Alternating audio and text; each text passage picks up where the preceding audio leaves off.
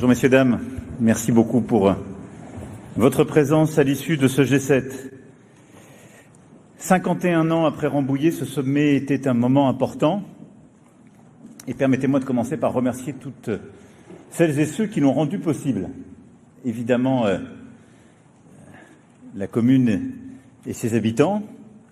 À Évian, nous étions très heureux. Je remercie Madame la maire, l'ensemble de ses équipes, l'ensemble des communes d'ailleurs qui ont accueilli les différents événements, les services de l'État dans le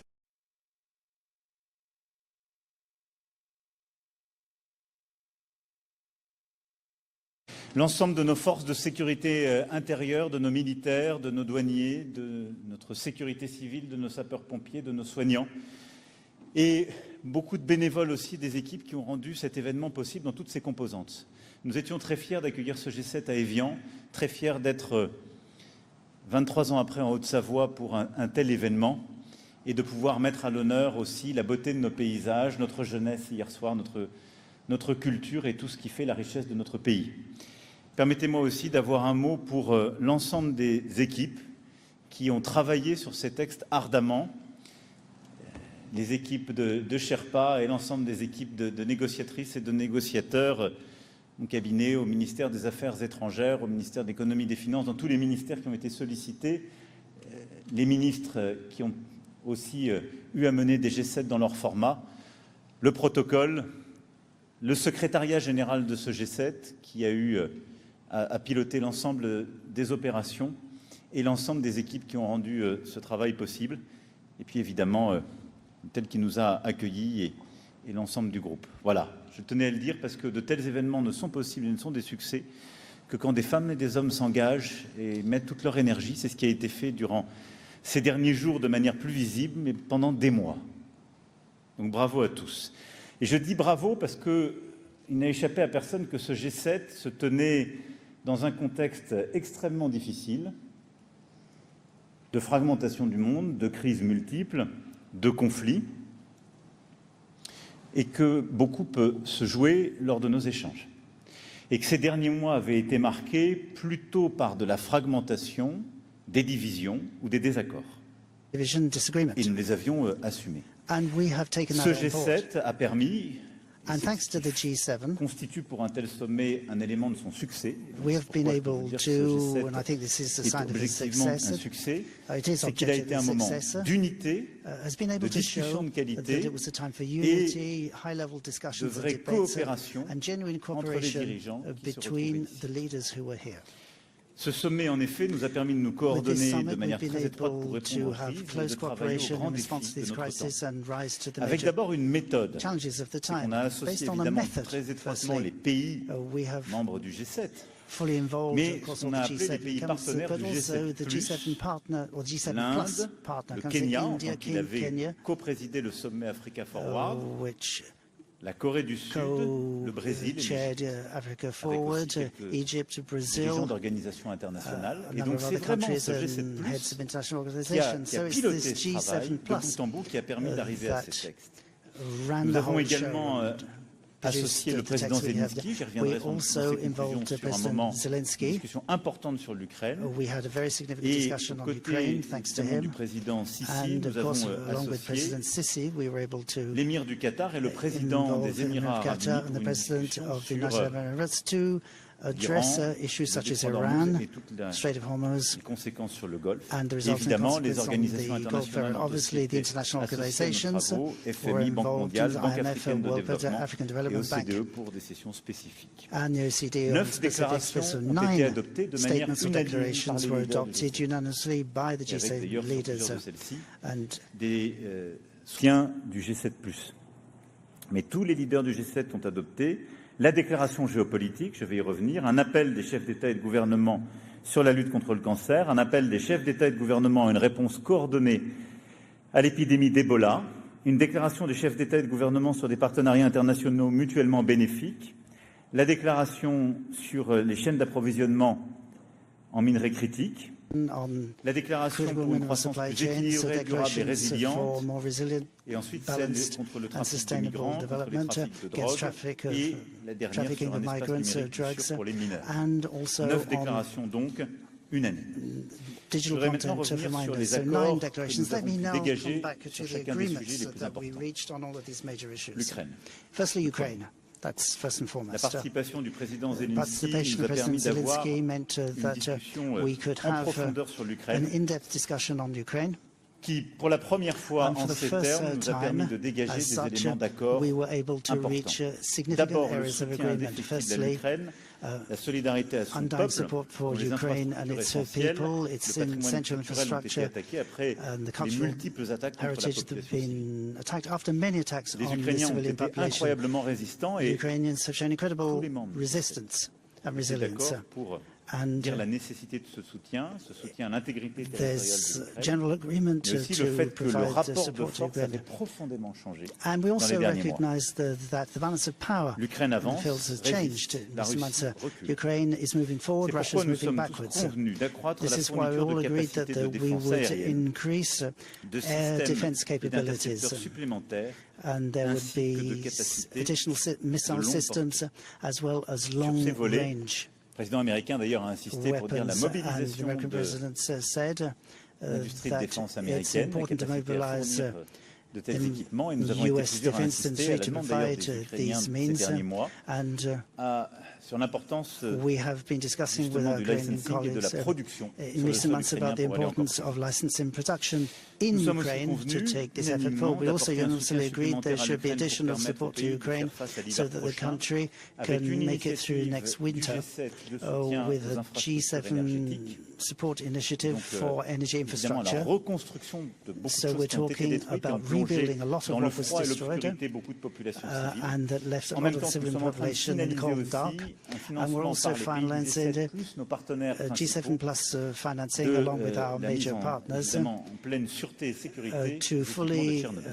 secure Enfin, nous nous sommes engagés à accroître les Chernobyl pressions, y compris par infrastructure. un And renforcement de nos we've sanctions. also Et agreed that cette we need to remobilisation step up du the G7 sanctions. pour accroître la And pression this sur la Russie est mobilization extrêmement of importante. G7 to Ceci, put d'ailleurs, pressure on Russia is quelques very semaines significant. And in fact, après a few weeks l'arraisonnement d'un bateau de la Shadow Fleet after par les autorités inception of a françaises et Shadow quelques jours Fleet après la même vessel opération by the avec French notre coopération Navy des autorités britanniques. and similar things Nous by the continuons, Royal nous nous Navy, coordonnons our British colleagues. So we are dans un coordinating environnement against a en matière background de and an prix du environment pétrole et du gaz qui a changé ces derniers Oh, mois. of energy Ça, c'est prices, pour oil and l'Ukraine. gas. They've changed in the last C'est la few days. première So that fois was que on nous avons une Ukraine. telle convergence This is en the G7. first time that we've C'est been la able to première fois que nous converge at portons des G7 conclusions level, aussi claires, and the first time that our conclusions have parce been que so nous savons clear. aussi au sein du G7 Because les in the désaccords, les G7, différences qu'il pouvait y we avoir, know et donc that c'est there à mesure un vrai have progrès. been disagreements. C'est aussi So une this is condition de real notre progress, efficacité and collective it's a au succès de la precondition guerre de for our résistance collective ukrainienne. success and Ukrainian Nous avons ensuite abordé la situation au Moyen-Orient avec, success. comme je le disais, le Qatar, We also l'Égypte, les Émirats talked arabes unis. about the Et Middle là aussi, East nous avons en with G7 United des Arab conclusions Emirates, très claires. Qatar and Egypt. There too, we reached Nous very avons clear unanimement conclusions. salué Unanimously, le très bon we accord welcome the conclu excellent agreement entre les États-Unis concluded d'Amérique et l'Iran between the United et States of obtenu par America le and président Iran, Trump. obtained by C'est un accord que nous President soutenons. Trump. And this is an agreement we Parce que support. c'est un accord qui met fin à une because it's situation one de that très puts grande an instabilité end dont les to a conséquences situation pour of nos huge économies étaient terribles. instability with Chacun le major voit dans sa impacts vie on tous our les jours, economies, on as voit you sur can nos see, all of entreprises, you, day in, day nos out. compatriotes le voient, et donc c'était une bonne chose d'y mettre un terme. Our compatriots can all say this Nous was a avons good idea. réaffirmé que le droit de passage To reach this en agreement, transit we've sans entrave, sans redevance, à travers le détroit agreed that d'Ormuz, free and était la pierre toll-free angulaire passage through justement the du Hormuz Strait début de cet is accord the et commence keystone of this agreement, dès maintenant. and that starts as of now. Nous avons convenu que We've l'initiative also agreed multinationale et that indépendante en matière de multinational défense, qui a independent été initiative in defense co-bâtie par la France et le that was Royaume-Uni, put together by the UK était and France, disposée à jouer un rôle was ready and important willing pour faciliter la to play reprise a du major trafic role maritime dans le to détroit d'Ormuz, get shipping en moving protégeant through les the navires strait marchands. again, C'est protecting the évidemment merchant une offre fleet. qui est faite, mais tout Obviously, ça this is an dépend offer on the table, des accords but it passés will depend entre on the l'Iran, agreements les reached États-Unis d'Amérique, between avec l'accord aussi d'Oman, Iran, qui est United de States l'autre of côté America, de with ce the Sport détroit. of Oman, En tout cas, c'est une across the disponibilité strait. que nous In avons any case, confirmée. it is there. Et on a It is plusieurs pays something qui we're sont dans la willing to région et prêts à provide, and there réagir are très various vite countries si la from the demande region est that are faite, willing dont to la respond France. very quickly. Et nous avons une vingtaine de pays And qui ont there d'ores are et about déjà 20 countries indiqué leur engagement have ferme de contribution already fully committed à une telle to opération. commit to this kind of operation. Dans cet accord, nous n'avons pas As part oublié de of this souligner agreement, we l'importance du Liban also included the importance et of notre soutien Lebanon. aussi We didn't unanime forget that with our au unanimous cessez-le-feu support qui a été to obtenu pour le the Liban, ceasefire cessez-le-feu solide et immédiat, secured for qui est une Lebanon. urgence absolue, That has to et be la full and nécessité immediate. de That's défendre absolutely necessary,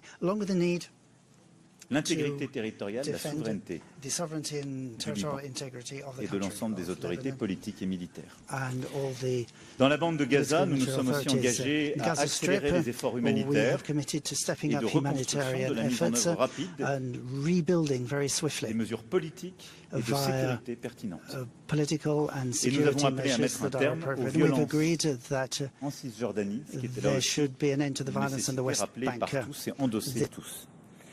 Nous nous sommes aussi engagés dans la diversification des voies d'approvisionnement énergétique pour réduire nos vulnérabilités internationales liées au détroit d'Ormuz, c'est-à-dire financer ensemble des voies alternatives de circulation du gaz, du pétrole, pour sortir justement de la région et rejoindre les routes internationales. Notre déclaration commune a aussi réaffirmé les positions du G7 sur l'Indo-Pacifique, qui sont des positions historiques et constantes. Mais l'importance de ce point sur le Proche et Moyen-Orient, c'est le fait que tous les pays du G7 ont soutenu cet accord, mais surtout réinsisté sur l'importance de la question d'Ormuz, du Liban et évidemment de la finalisation de discussions nucléaires balistiques et sur la question des déstabilisations régionales, qui est une condition de la stabilité de toute la région. Sur les autres sujets, sur les partenariats internationaux, sur le sujet sur lequel nous nous sommes, vous le savez, beaucoup battus ces dernières années, nous avons aussi là marqué une avancée concrète à travers les débats qui sont tenus, les ministériels et l'accord qui a été obtenu. Pour cela, nous avons eu une réunion de travail avec les pays partenaires, le Brésil, la Corée du Sud, l'Égypte, l'Inde et le Kenya, ainsi que la Banque mondiale et la Banque africaine de développement.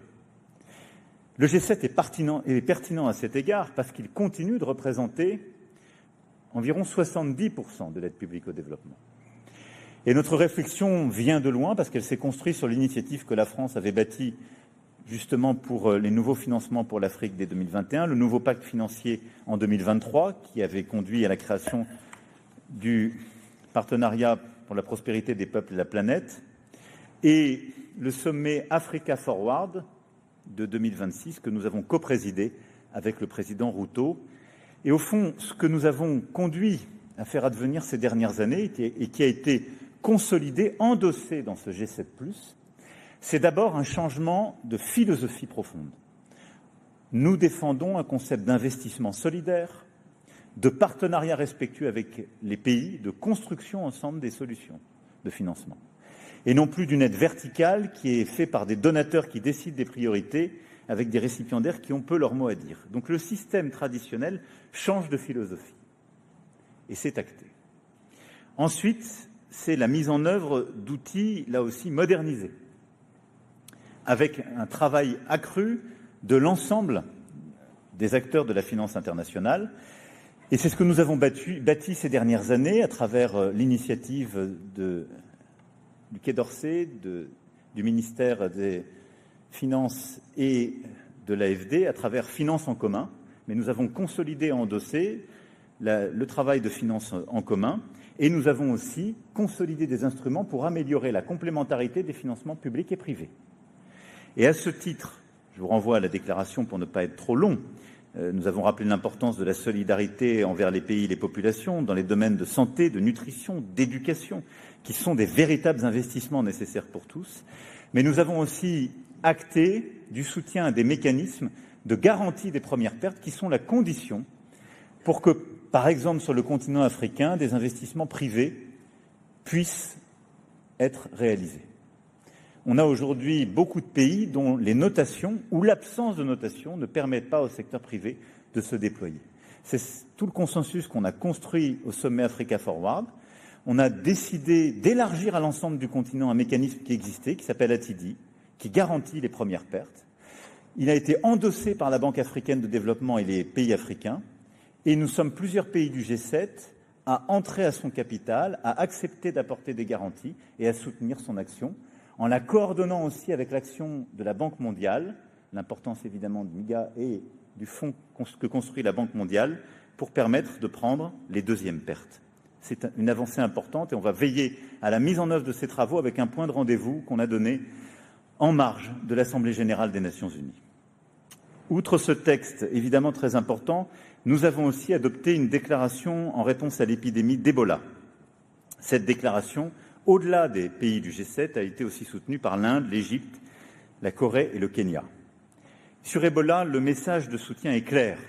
Aider la RDC, l'Ouganda et tous les territoires qui pourraient être touchés afin de faire face à l'épidémie. Cela passe par le développement rapide d'un vaccin, de traitement efficace, par la mise en place de procédures adéquates en ligne avec les standards de l'OMS. Le G7 s'est engagé à consacrer plus d'1 milliard en réponse d'urgence au travers de cette déclaration, ce qui est là aussi très important, avec un engagement très fort des Européens et des Américains derrière ce mécanisme et un travail étroit avec CDC Africa. Nous avons également, cette fois en matière de coopération scientifique et de santé, acté d'un texte important sur la lutte contre le cancer, pour la première fois dans l'histoire du G7.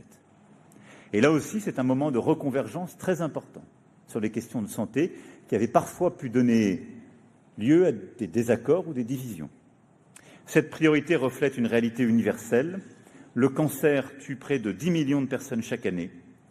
D'ici 2050, le nombre de nouveaux cas devrait bondir de 80% à l'échelle mondiale du fait du vieillissement démographique, des risques environnementaux et comportementaux.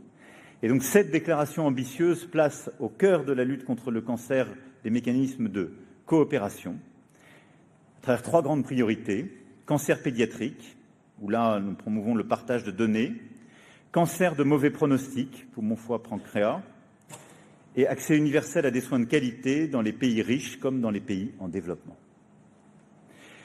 Ce sommet, au-delà de ces sujets, nous a également permis de faire de vrais progrès sur la question des grands déséquilibres macroéconomiques mondiaux, en vue de construire une croissance partagée, notamment grâce à tout le travail préparatoire que nous avions fait, au rapport d'experts qui avait été rendu au printemps dernier et aux discussions que nous avons pu tenir. Au fond, nous avons tous acté d'un texte qui défend une vision de la croissance équilibrée. Nous connaissons les grands déséquilibres mondiaux. La Chine doit traiter le problème des surcapacités, des sursubventions et du manque de consommation domestique. Les Européens doivent investir davantage et moderniser et simplifier leurs économies. Et les États-Unis doivent traiter la question des déficits jumeaux. Le consensus s'est établi autour de ces éléments. En amont de ce G7, nous avons réussi, là aussi de manière inédite, à réunir de manière virtuelle un sommet des convergences. Et nous avons tenu en effet une visioconférence le 11 juin avec les membres du G7+, et la Chine, ce qui est une première depuis plus de 20 ans, qui a permis de mettre, si je puis dire, sur la table ce constat pour engager à une meilleure coordination. Mais au sein du G7 et du G7+, nous avons vraiment commencé à construire des éléments de coordination très clairs, c'est-à-dire bâtir l'unité et acter que les divisions, tout ce qui fracture nos économies, ne permet pas de régler de manière efficace ces déséquilibres. Et donc, au-delà du sommet des convergences, qui va en quelque sorte enclencher une dynamique, on va poursuivre en vue du G20, où là, la Chine sera autour de la table avec beaucoup d'autres. Nous avons affirmé de manière très claire, là aussi, des mécanismes de coopération au sein du G7+. D'abord, en actant le rôle du FMI et la consolidation de celui-ci, en demandant à nos ministres, là aussi, de travailler pour septembre sur des éléments clés en termes de coopération sur la question des engrais, sur la question de l'alimentation, qui est absolument clé, parce que c'est là où les déséquilibres sont les plus frappants et touchent les populations les plus vulnérables. Et nous avons également acté de textes importants sur la résistance de nos chaînes de valeur, et en particulier les minerais critiques. Sur ce sujet, où nous avions commencé la discussion l'année dernière, sous présidence canadienne, jusqu'alors, nous n'avions jamais réussi à bâtir des réponses concrètes. Et nous avions même plutôt des risques de division. Face à une Chine qui a parfois accumulé des réserves stratégiques, et ce n'est pas un reproche que je leur fais, c'est une stratégie qui a été bâtie depuis plus de 15 ans. Nous sommes tous face à des risques de surdépendance et donc de vulnérabilité de nos chaînes de valeur. Si nous y allons en ordre dispersé, nous créerons des suraccidents et des déséquilibres encore plus graves. Et donc nous avons acté d'y aller ensemble, en G7 et même en G7+. Et donc ensemble de bâtir des projets de coopération. Et c'est des projets très concrets qui ont été adoptés d'ailleurs en annexe de la déclaration que j'évoquais, c'est-à-dire réduire ensemble nos sources de dépendance, diversifier ensemble nos sources d'approvisionnement. 195 projets concrets, 64 milliards d'euros d'investissements conjoints ont été bâtis à travers ce texte. Et c'est comme ça une dynamique qu'on va continuer. C'est à mes yeux un point clé pour améliorer la résistance de nos chaînes de valeur, réduire leur dépendance, mais le faire de manière coopérative. Enfin, nous avons tenu une discussion à l'instant sur le numérique et l'intelligence artificielle avec l'ensemble des dirigeants du G7+, et une douzaine de dirigeants de tous les pays d'ailleurs du G7 du numérique et de l'intelligence artificielle. Et qu'est-ce qui ressort de cette discussion ? D'abord, la nécessité de protéger l'enfance en ligne. On voit le consensus qui monte, et du Canada aux Britanniques, en passant évidemment par l'Union européenne, le Brésil, l'Australie n'était pas là, mais je veux saluer son rôle aux avant-postes. Nous sommes plusieurs à avoir déjà pris des initiatives concrètes et de finaliser des lois. Nous avons adopté une déclaration pour nous accorder sur la nécessité d'agir et l'importance d'appeler les plateformes à la responsabilité. Et donc cette dynamique va se poursuivre, et le Premier ministre Modi a confirmé d'ailleurs ce qu'il avait commencé à annoncer lors du sommet de février dernier à Delhi. Et donc là aussi, l'Inde rejoint ce clan, ce qui fait vraiment du G7+, une plateforme, et ce qui est, je dirais, notre ADN. G7, ce sont les démocraties libérales qui ont des économies développées. Le G7+ associe d'autres démocraties, et ensemble, nous avons cette même approche qui est conforme à nos valeurs démocratiques, protéger nos enfants. Mais c'était un moment très important, et c'est un point d'avancée très important. Nous sommes plusieurs aussi à souligner l'importance de mieux réguler l'intelligence artificielle et son marquage. Là aussi, il est important de bâtir des initiatives. Je vais le pousser au niveau européen, mais ce consensus est nécessaire parce qu'on voit l'impact que cela a sur nos démocraties. Et c'était important d'avoir cette discussion avec des dirigeants du numérique et de l'IA. Et puis, sur l'intelligence artificielle, nous sommes tous confrontés à la même chose. Et c'était important qu'il y ait cette discussion commune. Nous voulons tous l'innovation, nous voulons tous avoir des capacités de calcul, des centres de données. Nous voulons tous développer les chances, la productivité, les transformations, les améliorations en matière de santé, de numérique, que l'IA peut apporter. Mais nul ne peut plus ignorer ni des dirigeants, ni des responsables économiques l'impact sur nos démocraties, l'impact sur nos sociétés de l'IA. Et c'est pourquoi c'est la possibilité, la nécessité d'une régulation qui aujourd'hui s'impose. Elle doit se faire à l'échelle internationale. On avait commencé en G7 par une initiative franco-canadienne du partenariat mondial pour l'intelligence artificielle à construire une première structure adossée à l'OCDE. On doit sur celle-ci aller plus loin maintenant et réussir à mieux réguler. Le défi qui est devant nous, et on a eu beaucoup de discussions avec les dirigeants de l'IA et de la technologie, comme avec l'administration américaine, le défi, ce sont ces fameux modèles frontières. On doit réussir à mieux les réguler pour éviter qu'ils ne tombent dans la main de régimes autoritaires ou de gens qui pourraient menacer notre cybersécurité ou nos sociétés. Mais pour ce faire, la réponse ne peut pas être de la non-coopération entre démocraties. Et donc on est en train de bâtir, au fond, et c'est ça ce qu'on va construire dans les prochains mois, eh bien, en quelque sorte, une plateforme de discussion et de coopération entre quelques démocraties face au risque de l'intelligence artificielle, une plateforme de coopération pour définir ensemble des standards communs, une plateforme de coopération pour partager aussi, en matière de cybersécurité, plus largement de sécurité, les impacts et donc la bonne réponse. C'est exactement cela que nous avons acté et ce sur quoi nous allons continuer le travail avec les uns et les autres. Et là aussi, un point de rendez-vous est donné en septembre pour que ce travail puisse être finalisé par l'ensemble de nos ministres et on se reverra avec quelques dirigeants. En tout cas, il y a un large consensus pour dire que là aussi, la coopération internationale est nécessaire et refaire le point dans quelques mois. Voilà, je ne veux pas être plus long, dire simplement qu'au-delà de ce que je viens de détailler, des déclarations importantes ont été aussi conclues pour combattre ensemble le narcotrafic, travail sur la mise en place d'une alliance des ports pour mieux lutter en renforçant la coordination. Vous voyez la synergie avec tout ce que fait le gouvernement aujourd'hui en France, et pour lutter aussi contre le trafic de migrants avec un texte qui, là aussi, est dans la continuité des présidences italiennes puis canadiennes et permet d'améliorer nos mécanismes et en coordination et si je puis dire, en synergie avec la déclaration sur les nouveaux partenariats que je viens d'évoquer. Ce sommet n'est pas pour autant la fin de notre présidence. Elle se termine à la fin de l'année. Et donc, nous allons continuer les travaux dans les différents formats ministériels requis pour aussi finaliser certains points, comme celui que je viens d'évoquer sur l'IA numérique. Mais il y a eu beaucoup d'avancées historiques dans le G7 sur les sujets que je viens d'évoquer et beaucoup d'avancées très concrètes que nous avons préparées ces derniers mois, parfois ces derniers jours, que je voulais ici clarifier et dont je voulais vous rendre compte. Je vais maintenant répondre à vos questions. Je vous remercie.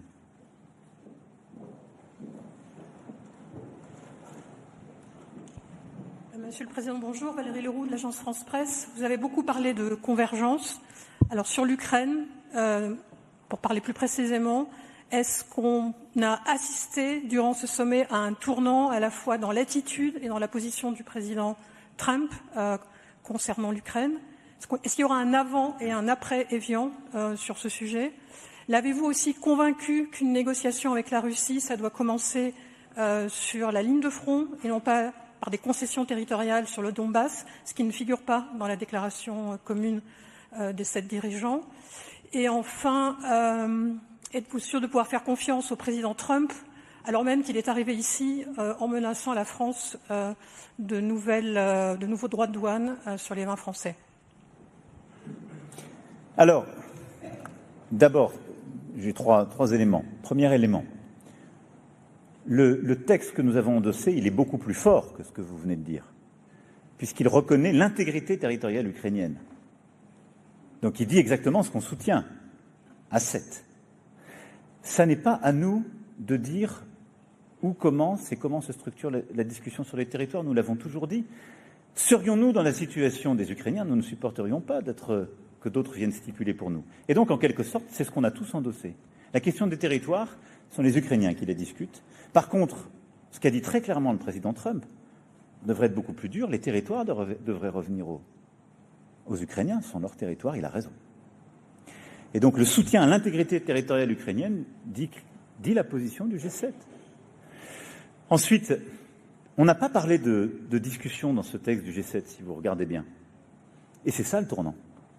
Ça fait des mois que les États-Unis ont pris l'initiative, et d'ailleurs on l'a salué. Ils ont dit, nous, on va négocier avec la Russie. Parce que nous, États-Unis d'Amérique, on peut construire la paix avec la Russie. Et d'arrache-pied, je veux saluer ici l'engagement américain dans différents formats. Il y a eu une discussion des mains tendues à l'égard de la Russie. Quelle a été la réponse? Rien. Nous, Européens, on est en train de s'organiser, on a dit on va se réengager pour discuter avec la Russie. Rien. Le président Zelensky a dit, moi je vais me réengager, je veux discuter, je suis prêt, je suis même prêt à ce que le président Poutine vienne et on va discuter ensemble. Je ne viens pas. Ou alors il faut signer votre reddition en bas. Donc le président Trump, comme nous tous, on a juste acté qu'il n'y avait pas de volonté sérieuse de la Russie, aujourd'hui, de discuter la paix. Et donc, je ne sais pas vous dire s'il y aura un avant, un après, ce n'est pas à moi d'en juger, ce sont les faits qui vous le diront, le sommet d'Évian. Ce que je peux vous dire, c'est qu'il y a eu un pendant. Il y a eu un moment Évian, à coup sûr sur l'Ukraine. Et ce moment, c'est que tout le monde a écouté l'état de la situation par le président Zelensky avec beaucoup de respect, que tout le monde a constaté que l'Ukraine résistait beaucoup mieux que certains ne pouvaient le penser, et que la Russie était dans une situation difficile, et que tous nous avons dit on va accroître notre soutien à l'Ukraine, que tous nous avons dit nous allons accroître la pression sur la Russie, et que tous nous avons dit nous devons tenir ce chemin. Ça, c'est un vrai changement. C'est un vrai changement par rapport à tous les derniers mois. Pas de la part des Européens, mais de la part des membres du G7 et de toutes celles et ceux qui sont appelés à soutenir justement l'Ukraine. Donc oui, je pense très profondément que ce sommet d'Évian est un changement très profond de l'approche, une volonté des États-Unis d'Amérique de travailler avec les Européens en soutien de l'Ukraine, une volonté commune d'avancer sur ce dossier. Et ce qui a été acté en termes de soutien militaire sur les systèmes de défense, sur les capacités de longue portée et sur le licensing, c'est absolument clé. Sur votre question sur la confiance, j'ai toujours eu confiance pour ma part dans le président Trump, parce que je lui ai toujours dit les choses. Quand nous avons des désaccords, nous les assumons. Mais quand il s'est engagé vis-à-vis de nous, il a toujours fait ce à quoi il s'est engagé. Et là, aujourd'hui, les États-Unis d'Amérique se sont engagés sur ce sujet. Et ça, c'est important. Il y a eu des articles qui ont pu dire que des droits de douane pouvaient réapparaître ou des propos un peu en l'emporte-pièce. Moi, je sais une chose. On a eu une discussion bilatérale au début de ce sommet. Cette discussion a été extrêmement claire et respectueuse entre nous. Et cette discussion nous a permis d'acter qu'il y avait un travail conjoint à mener sur l'ensemble des relations tarifaires pour continuer d'améliorer la copie. Et donc, qu'est-ce que ça veut dire? Les Européens viennent de finaliser leur accord sur le texte qui avait été négocié il y a un an, élément de stabilité. S'il y a des points qui continuent à poser problème de part et d'autre, travail conjoint. Mais en aucun cas entre partenaires, on ne doit s'imposer des tarifs ou s'imposer de l'instabilité. Et donc, je crois pouvoir vous dire que oui, ce G7 a permis une chose de manière très simple et très claire, c'est de discuter très précisément sur les points qui pouvaient être des points d'incompréhension et de développer ensemble des mécanismes de coopération. Donc, c'était positif.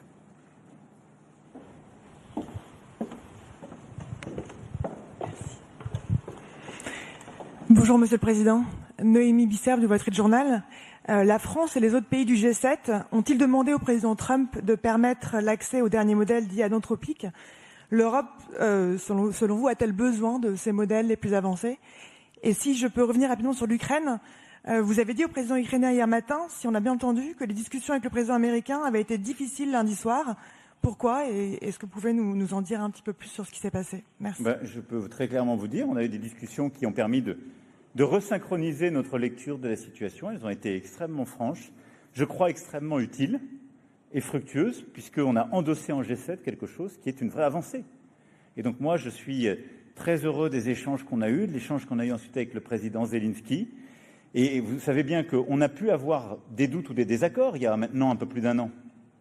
On part d'une situation où il y avait des vrais désaccords même entre nous. Quand on se réunit il y a un an pour le G7, la position était très différente. Donc on a fait évoluer les choses. Comment ? Les Européens, avec des grands partenaires, le Canada, le Japon, l'Australie, la Nouvelle-Zélande, la Corée, ont bâti cette coalition des volontaires pour dire on apportera les garanties de sécurité. On a tenu avec constance aux côtés des Ukrainiens. Les Ukrainiens ont résisté, ont eu des bons résultats.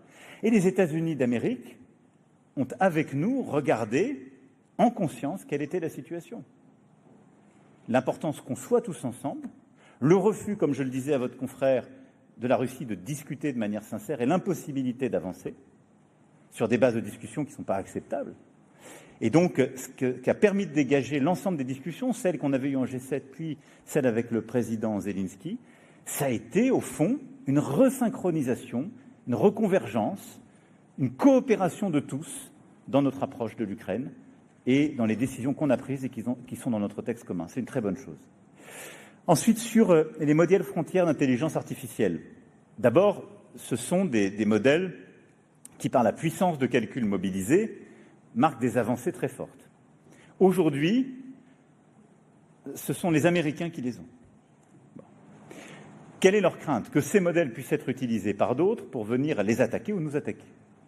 Face à ça, il y a une décision très forte qui a été prise par l'administration il y a quelques jours.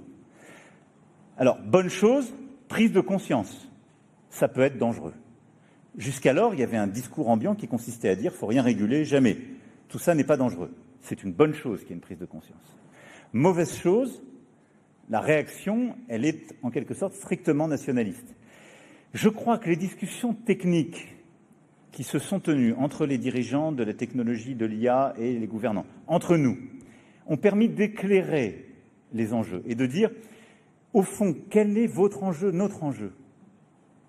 C'est qu'on est tous axés entre démocraties à ces technologies. C'est bon pour vos compagnies, parce que sinon elles n'ont plus de marché. Parce que sinon on n'achètera plus aucun modèle qui est fait par une de ces compagnies. Si du jour au lendemain vous pouvez tourner l'interrupteur. Parce que la stratégie non coopérative fait que ça tue en quelque sorte le business model de tout acteur de l'IA américain. Si du jour au lendemain il peut être interdit au reste de la planète, ça reverra les revalorisations. On ne va pas avoir les mêmes valorisations, donc le même capital, donc les mêmes capacités de calcul. Donc c'est pas bon pour vous. Ensuite, c'est idiot pour nous. Et enfin, ce que vous voulez, c'est que des régimes autoritaires ou des tiers n'accèdent pas à ça. Donc, allons-y ensemble et avançons. Et donc, la réponse à ça, c'est on a commencé la discussion, on a des vraies ouvertures, on va coopérer.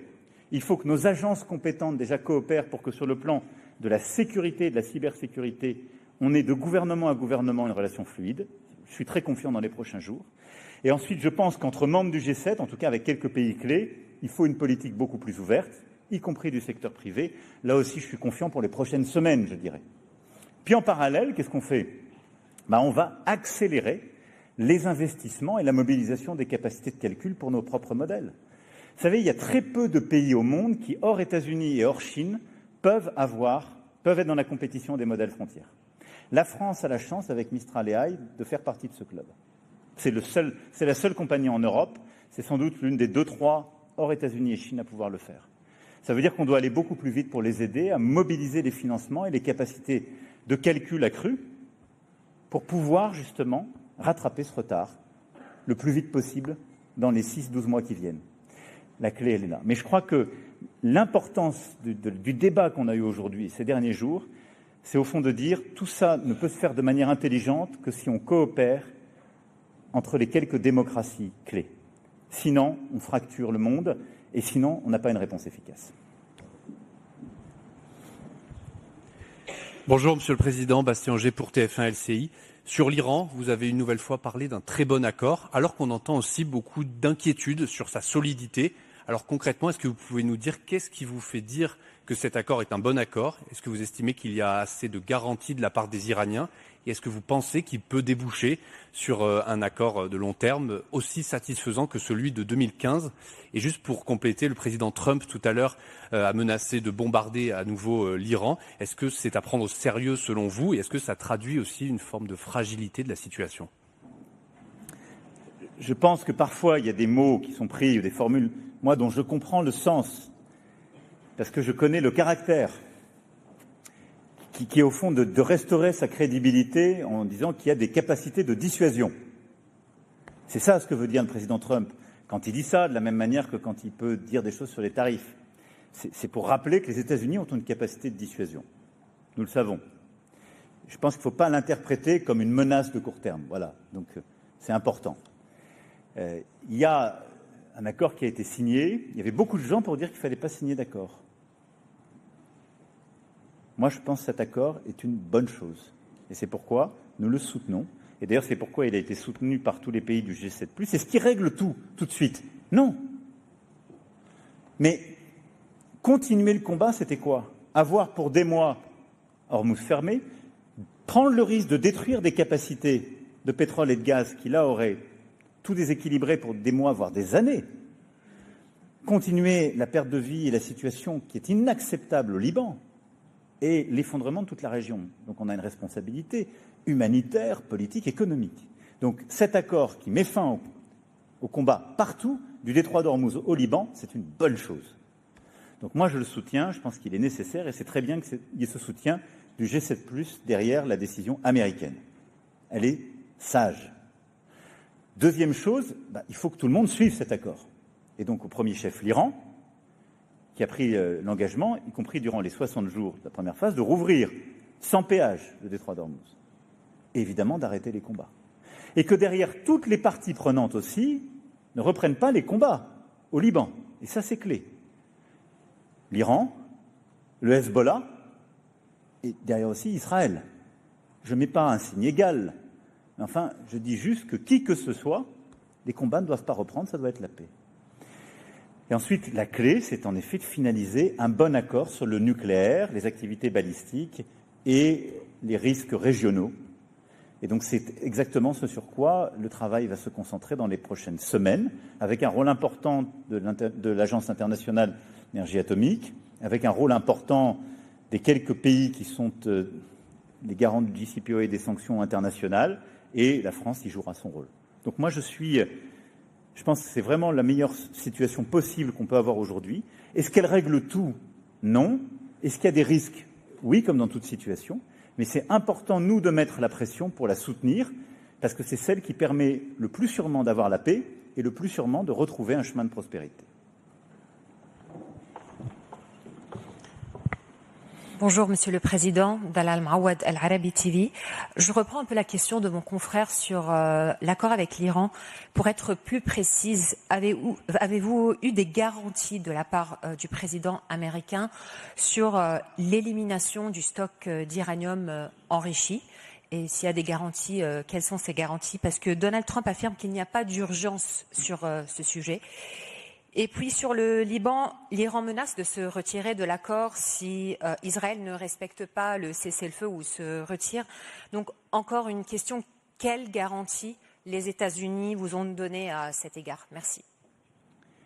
Sur l'uranium enrichi, ce sera évidemment un des sujets clés de l'accord sur le nucléaire qui doit être finalisé au plus tard sous 60 jours. Nous connaissons les modalités, soit de la dilution sur place, soit du transfert sous l'autorité de l'AIEA. Il y a plusieurs modalités techniques, mais la question, évidemment, fera partie des questions qui doivent être résolues pour qu'il y ait un accord sur le nucléaire. Simplement, elle se fera à l'issue de ces 60 jours et du processus qui s'ouvre. Ce que je pense voulait dire le président Trump, c'est qu'aujourd'hui, c'est la question du cessez-le-feu, de la réouverture d'Ormuz et de la paix au Liban. Mais donc les 2 mois qui viennent sont des mois durant lesquels on va régler cette question. Elle ne peut pas être laissée ouverte, évidemment, de même que la surveillance sur les activités d'enrichissement potentiel à venir, de surveillance de tous les sites et de remise en ordre d'un travail exhaustif de l'AIEA. Sur le Liban, nous connaissons la situation. Et donc, on sait exactement ce qu'il faut faire. C'est très compliqué. Ça ne se fera pas du jour au lendemain. Il ne faut plus que l'Iran frappe le territoire. Il ne faut plus que le Hezbollah lance des activités sur le sol libanais ou depuis le sol libanais contre Israël. Il ne faut plus qu'Israël réagisse immédiatement. Donc c'est un appel au calme de tous pour arrêter les frappes et ce qui touche la population civile. Cessez le feu. Ensuite, la clé, c'est le soutien au président Aoun, au Premier ministre Salam, alors à son gouvernement et aux forces armées libanaises. Et c'est de leur permettre de mettre en œuvre ce à quoi ils se sont engagés avec beaucoup de courage et de constance, c'est-à-dire le monopole des armes aux forces armées libanaises et la restauration de leur autorité sur tout le territoire. Et donc il faut absolument que cessent ces bombardements pour que progressivement, sur déjà tout le territoire, au nord Litanie, les forces armées libanaises aient repris la totalité du contrôle, tiennent les choses et que le calme revienne, puis progressivement qu'on ait un mécanisme à travers des zones progressives, comme on l'avait fait il y a 2 ans sans doute, nous puissions avoir des forces armées libanaises qui reprennent progressivement le contrôle de leur propre territoire et que la communauté internationale fasse respecter la souveraineté du Liban. Voilà, donc à court terme en tout cas, on connaît les protagonistes et c'est un appel à leur responsabilité. L'Iran évidemment a une responsabilité éminente, c'est elle qui doit veiller au fait que ni elle-même directement, ni le Hezbollah ne viennent dégrader la situation. Et Israël aussi a une responsabilité en respectant ce cessez-le-feu pour ce qui la concerne. Et je sais que ça a été l'objet aussi de beaucoup de discussions entre le président Trump et le Premier ministre Netanyahou. Le président Trump, en tout cas, a été très clair sur ce point, avec notre plein soutien.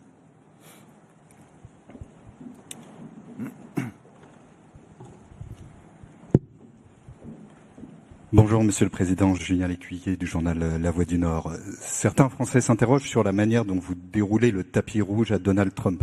Vous l'avez rappelé vous-même, vous le citez 3 fois dans cette déclaration commune pour le féliciter pour un accord dont les contours sont plus qu'incertains et dont le risque est qu'il nous ramène à une situation bien pire qu'avant la guerre. Il y a ce dîner à Versailles que vous justifiez par l'anniversaire des 250 ans de l'indépendance, sans que certains, là aussi en France, ne puissent s'empêcher d'y lire une nouvelle entreprise de séduction. Monsieur le Président, n'en faites-vous pas trop à l'égard d'un président qui peut changer d'avis dans l'heure, voire menacer la France de rétorsion économique? Monsieur le Président, est-ce que c'est l'idée que vous faites d'un rapport de force? Merci. Merci pour votre question. Vous savez, si je n'avais pas tenu de manière constante les positions qui ont été les miennes durant les derniers mois, vous pourriez avoir un doute sur les rapports de force.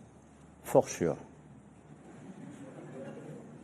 Mais quand il s'est agi de la sécurité du Danemark et de la question du Groenland, quand il s'est agi de l'intégrité territoriale de l'Ukraine et de la paix et de la sécurité en Europe, quand il s'est agi de nos producteurs, je n'ai jamais été ambigu ni faible. Et j'ai toujours été clair dans l'expression de mes désaccords.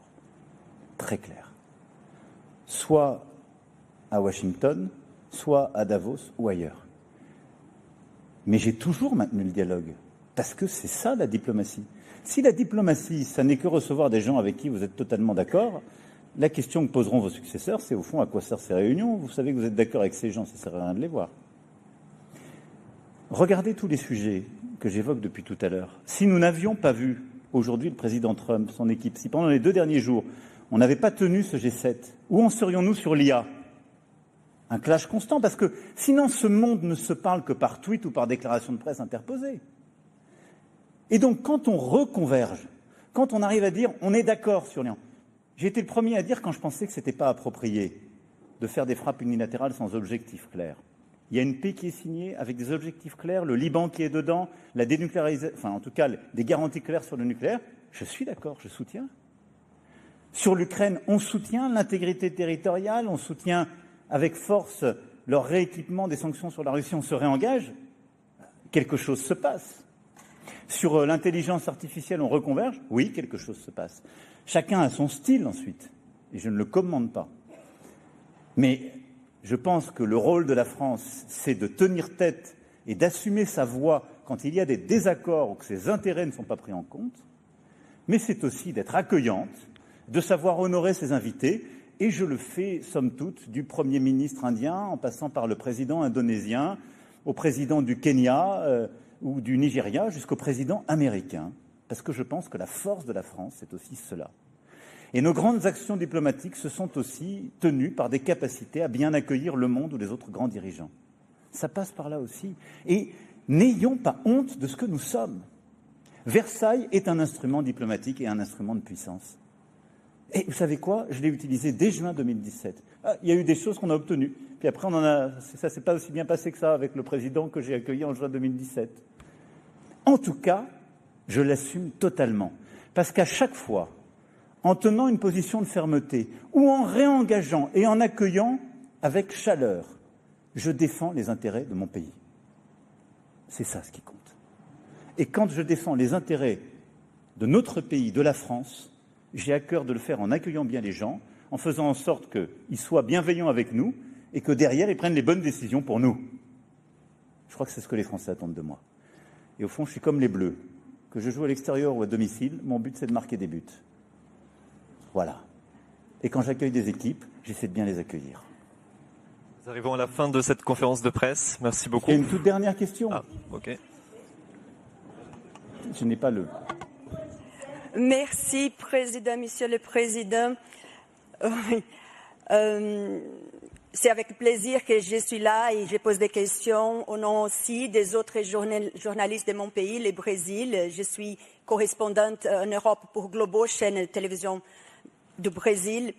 Votre équipe m'a dit déjà que vous voyez Président Lula comme un interlocuteur important avec le Sud global, avec les BRICS spécialement, mais le Brésil n'a pas signé la majorité des déclarations de ces sommets, de ces G7.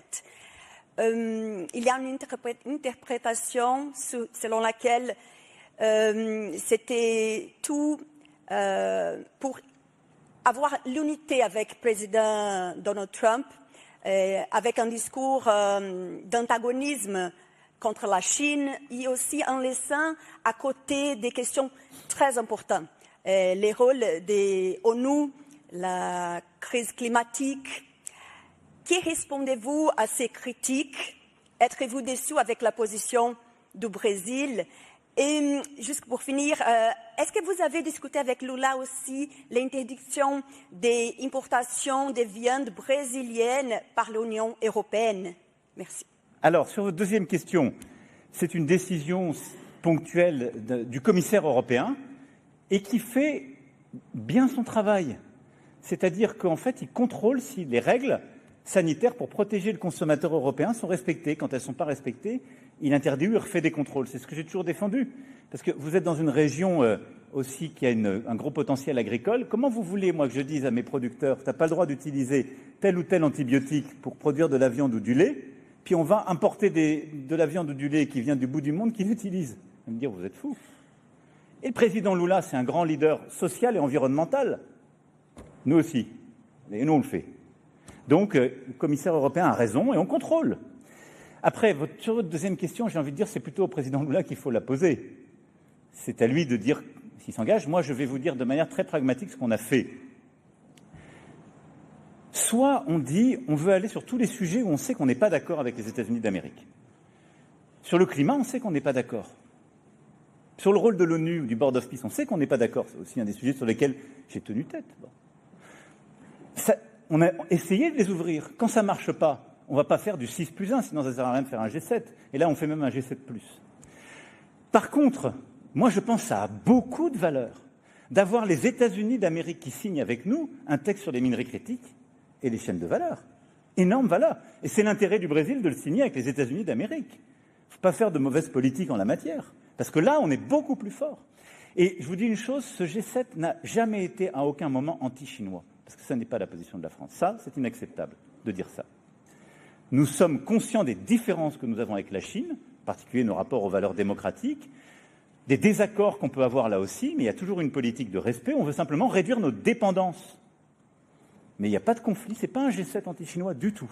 Ça n'a pas été du tout l'esprit d'ailleurs. Mais on avance, et donc moi je trouve que signer un texte avec les États-Unis d'Amérique sur les minerais critiques, sur le cancer, sur Ebola, sur les partenariats internationaux, sur le commerce, sur l'IA, ça a beaucoup de valeur.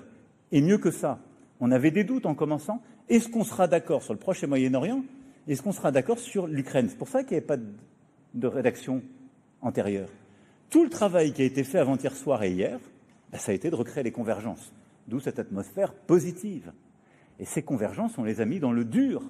Et on a signé avec les États-Unis un texte de paix au Proche et Moyen-Orient, d'exigence de paix pour le Liban, pour empêcher le nucléaire iranien, et un texte de soutien à l'Ukraine inédit. Ça a énormément de valeur. Donc je défends cette méthode parce qu'elle produit des résultats, elle est bonne. Voilà, mesdames et messieurs, je remercie une fois encore toutes les équipes qui ont permis cela et ces avancées, pour moi, très importantes. C'était un grand honneur d'être là au nom de la France pour ce deuxième G7 que nous avions organisé ces dernières années. Et je veux aussi avoir un mot pour nos amis et voisins suisses qui nous ont aidés à organiser ce G7 et qui ont eu aussi beaucoup de logistique à assurer et des éléments divers et variés à tenir. Et donc, je voudrais vraiment leur dire un très grand merci pour cette coopération. Voilà, mesdames et messieurs, un grand merci. Bon courage.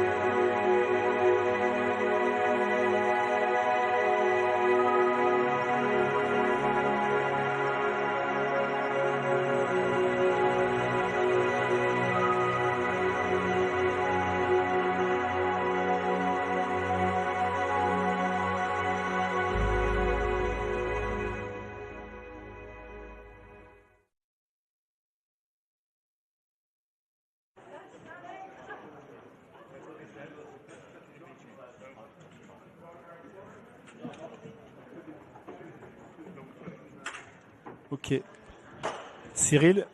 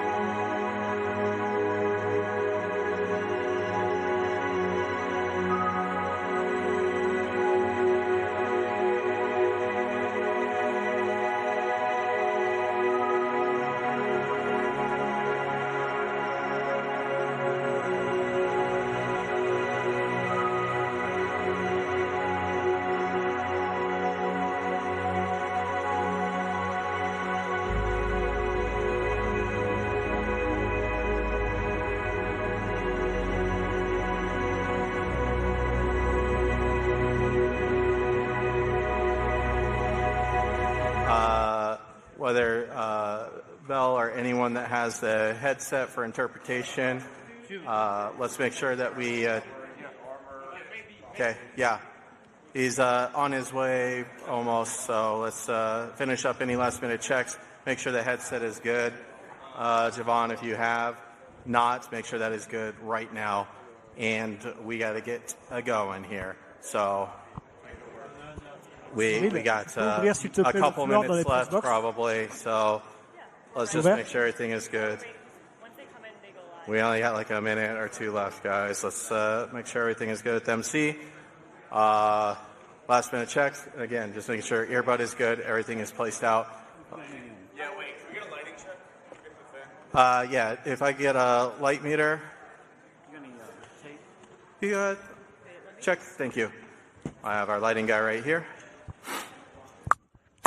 It should be about 52 for our check, color 1, temp, 2, and then 1, we'll 2. see how color it is, or how bright it is also. So. In the tree, and we will find this test, okay?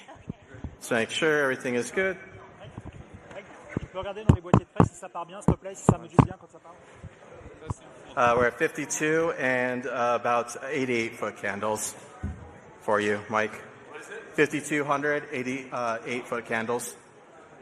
So looking really nice up here. Again, if you take a look, I feel pretty good scanning the room. It feels pretty good. It's looking good. Micah, we're 88 foot candles, 5,200 Kelvin. I like those numbers. How does it look on camera?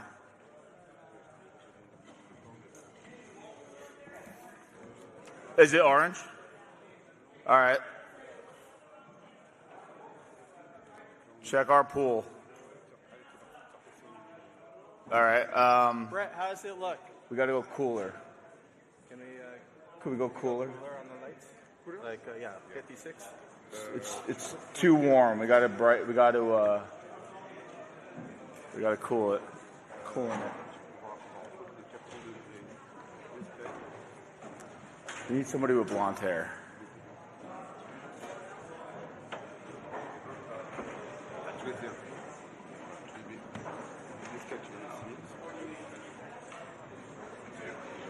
Nah, we already got tape. We're good. Hey, Faith. 53. I need you to stand up here. We need to use your hair. What's that? Nothing. Just final lights. All right. Kate, we should bring the press in. He's moving. 54? Can we go? Yeah, a little bit more? Yeah. Faith, stand on there. And we need your hair.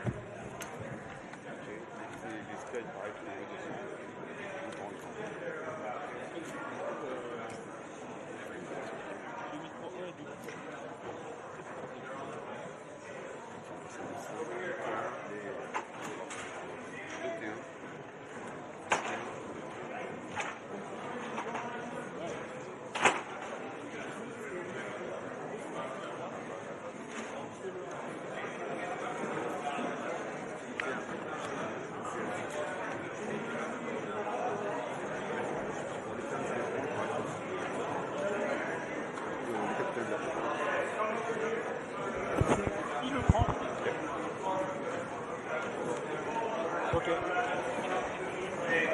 And then, foot candles, can we get a little bit? Do we have some? I don't see one. Sorry. Is your earpiece? I don't know what it looks like. We can change it. Earpiece. I just I don't have it. Put it on. It's Johan. Yes. But we can change it. Wait, which one is this? English and French. Hey. Yeah, sure. Perfect. Am I good? Tu me reçois, Cyril? Hey, Mike, we're at hello. 112 now and 57. 112. Too hot?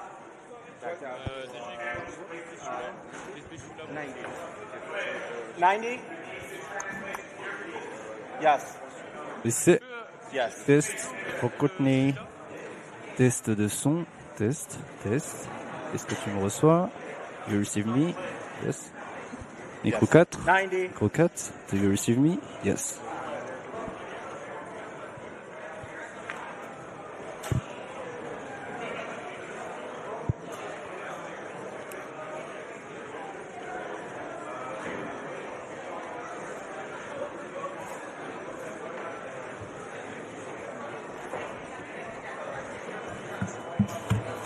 Where's Gloria?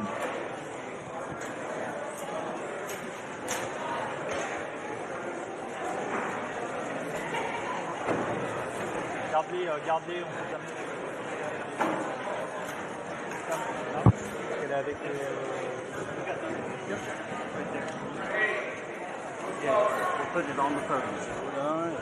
Right here? Yeah, if I could get English through.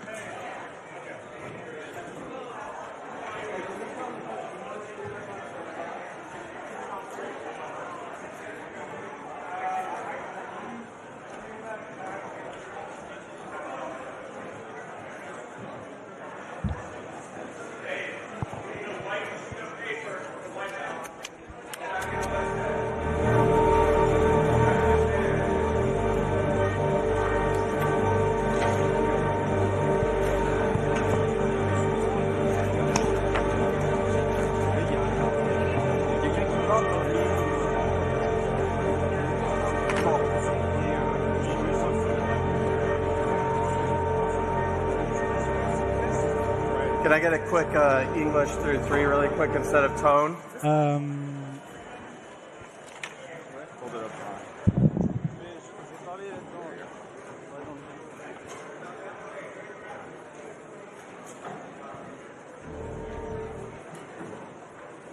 Is it working? Yeah, it's working. I just don't want to send tone, but... Good. Okay. Go for Florio. Can I get some English? Thanks, Faith. Perfect. Number 3 is getting English. Thank you so much. Good copy. Let's hold him in OSA. English is good. Please test in English for the level. Test the traduction for the level. Level. Test of translation. We were at 92 and 57. That's definitely cool, right? Yeah, 57 is cool. Yeah, that's about the best you can get.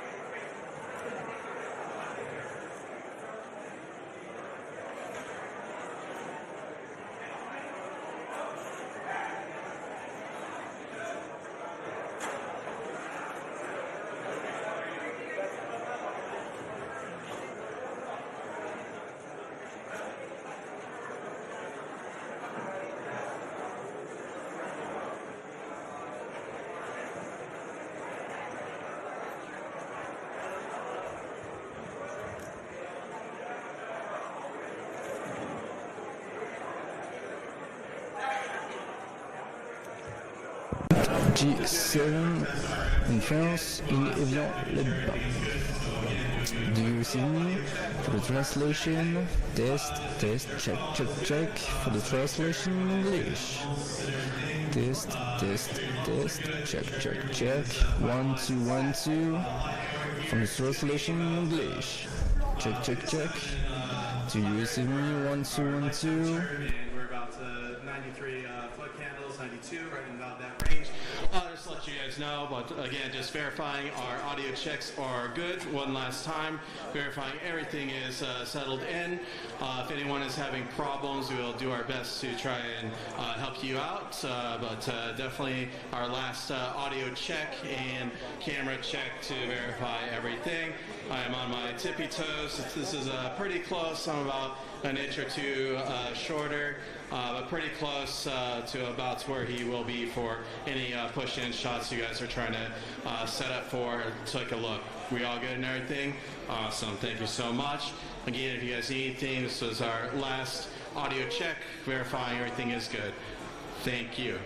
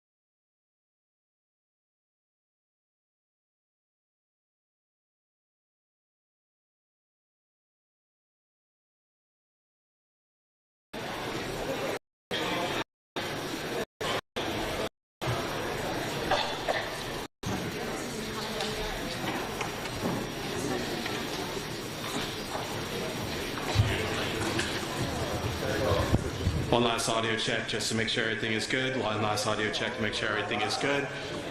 So, final audio check. Yeah, he's got one right.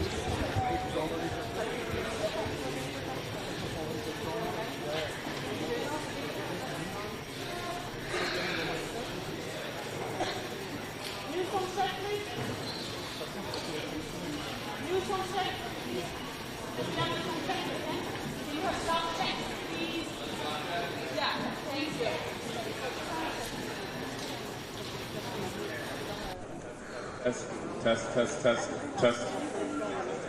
Can we? Test. Please. Microphone test. Okay.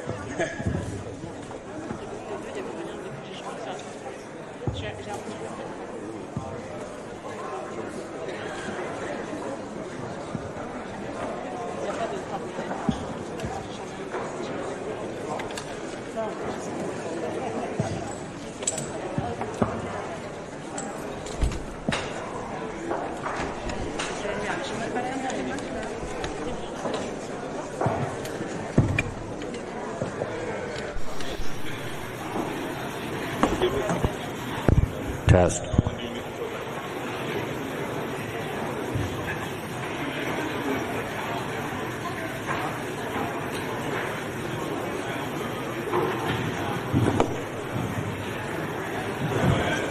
Test, test, test, test.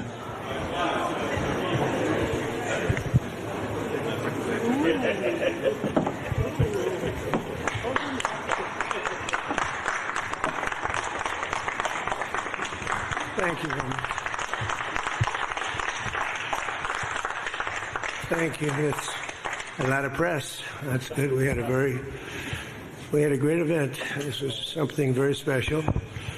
And I want to thank President Macron and Bridget, his really lovely wife, fantastic person, for welcoming us to France for an extremely successful G7 summit. I would say it's one of the most successful. And this meeting could not have come at a better time. On Sunday, we reached an agreement with Iran that achieves everything we set out to accomplish, everything and much more.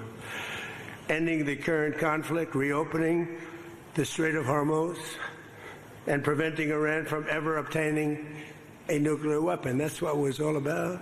That was about 99%. Iran cannot have a nuclear weapon. They can't develop it, buy it.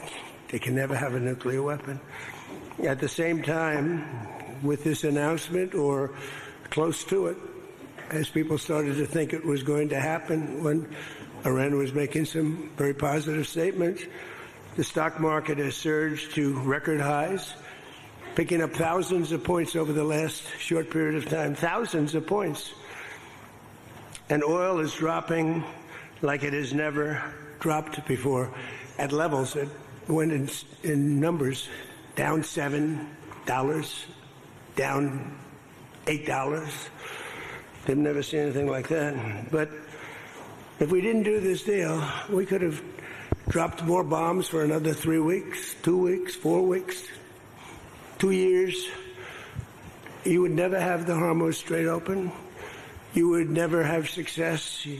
Your market would have, instead of going up at levels that nobody's ever seen before, would go down at levels that nobody ever saw before, maybe except for 1929 or whatever. And you know, all the tough guys don't realize that this wasn't a 3-month deal. This was years in the making. You know why? Because I was the one that killed General Soleimani.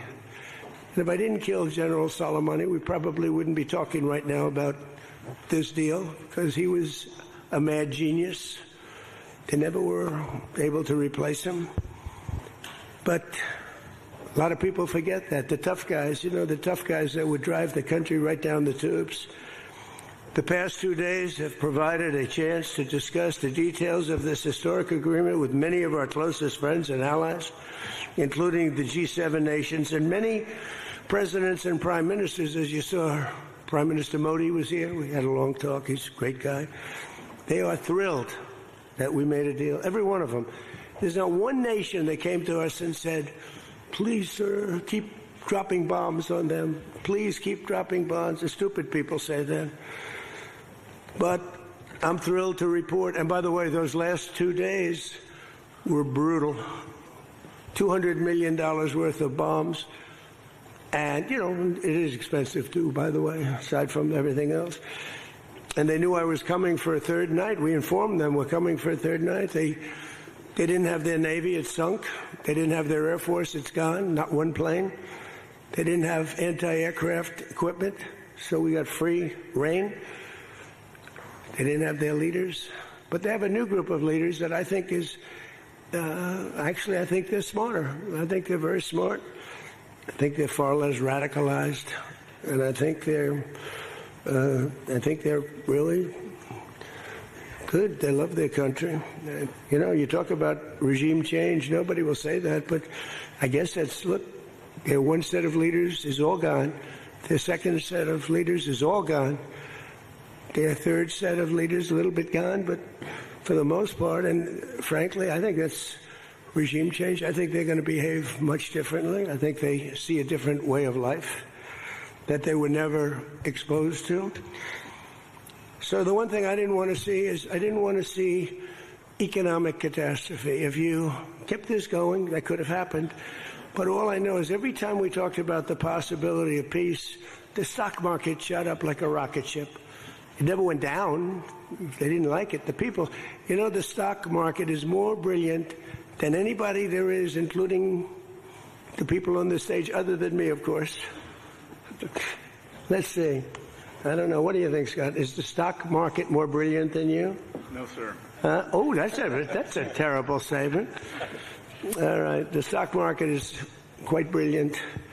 And every time we said something amazing, like we're going to settle, it would go up. And every time we said something negative, like, guess what, we're not going to be able to settle, it would go down very big, Peter, very, very big. Tells you something. And you know, I've studied presidents, some good, some bad, some great. Not too many are great.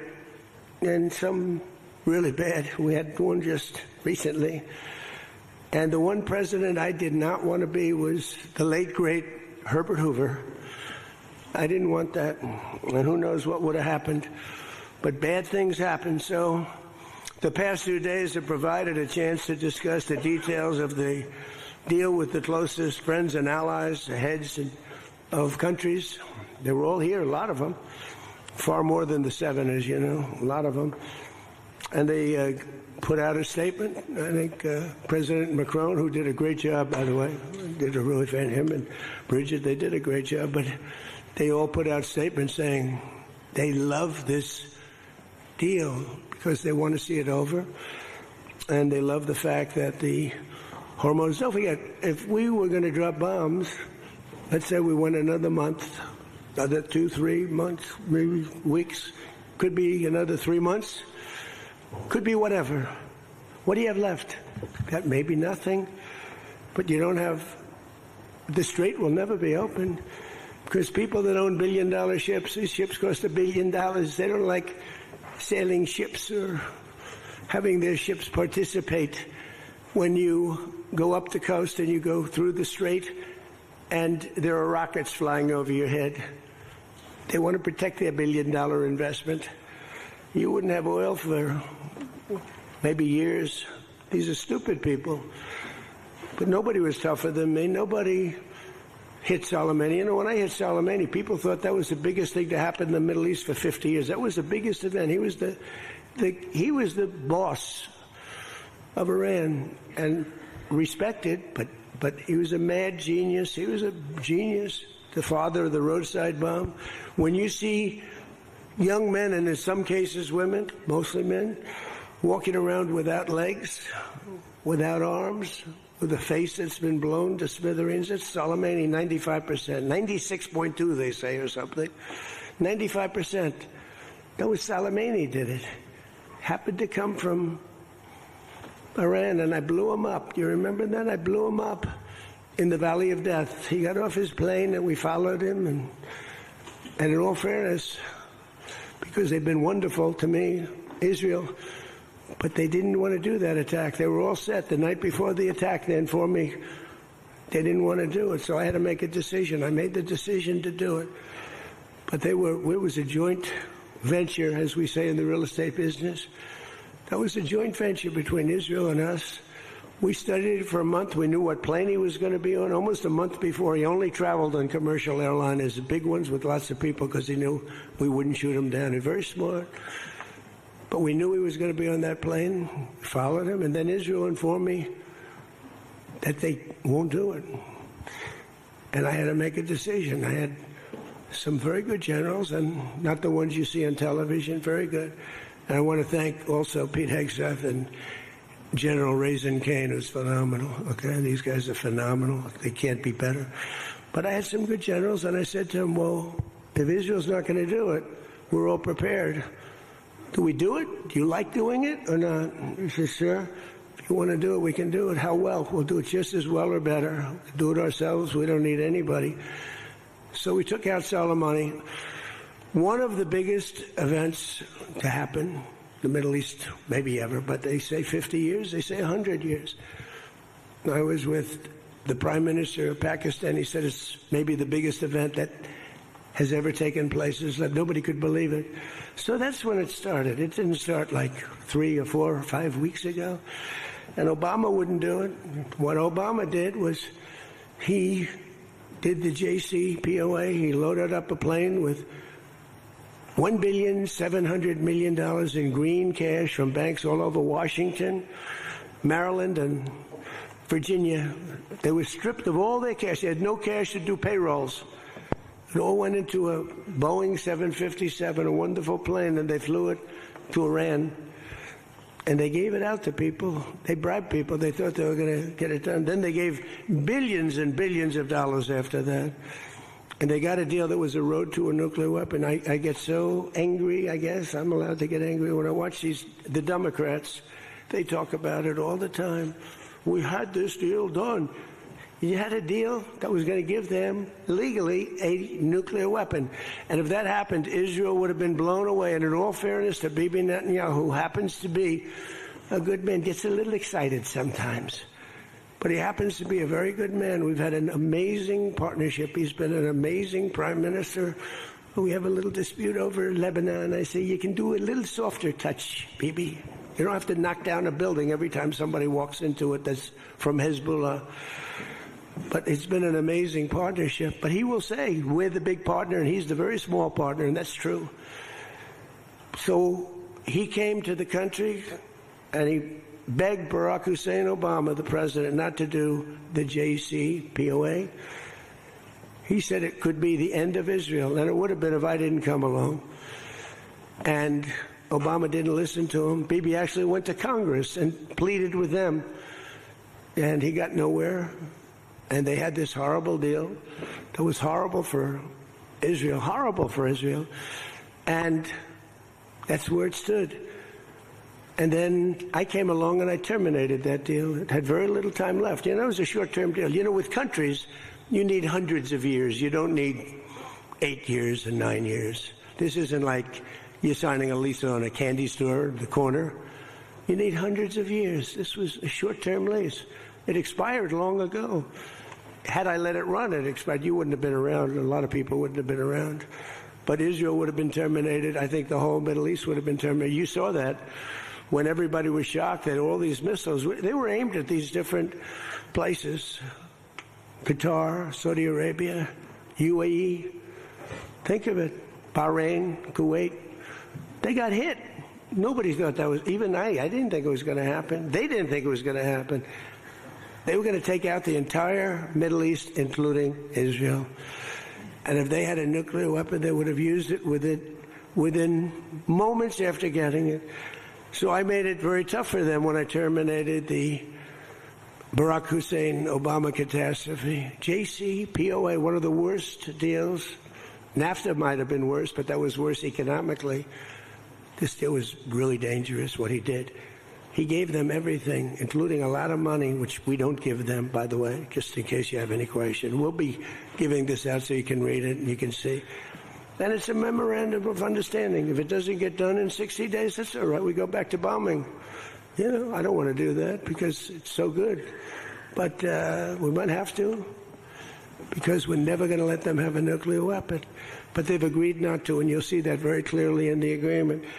But then the second phase of that was they were building, or they were enriching material, as they say. I call it nuclear dust. They were enriching material under granite mountains. Granite being, for those not in the construction business, granite being a very strong, the strongest stone.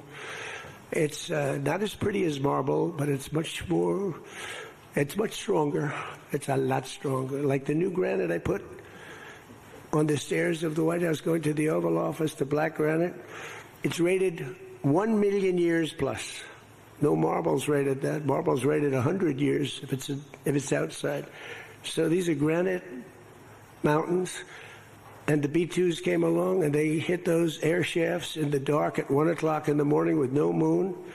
They had a beam going right up everywhere. Those guys did a job, and then they were criticized by certain members of the press, like CNN, for possibly not doing that much damage.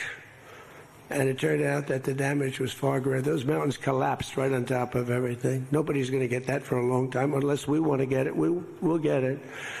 but we're the only ones that can. And they say China has the equipment to get it, and we have the equipment to get it. And it's actually not valuable, not a lot of value, but we'd like to get it psychologically, but nobody's touching it. We also have cameras. That's what Space Force is. We have the greatest military in the world, by the way.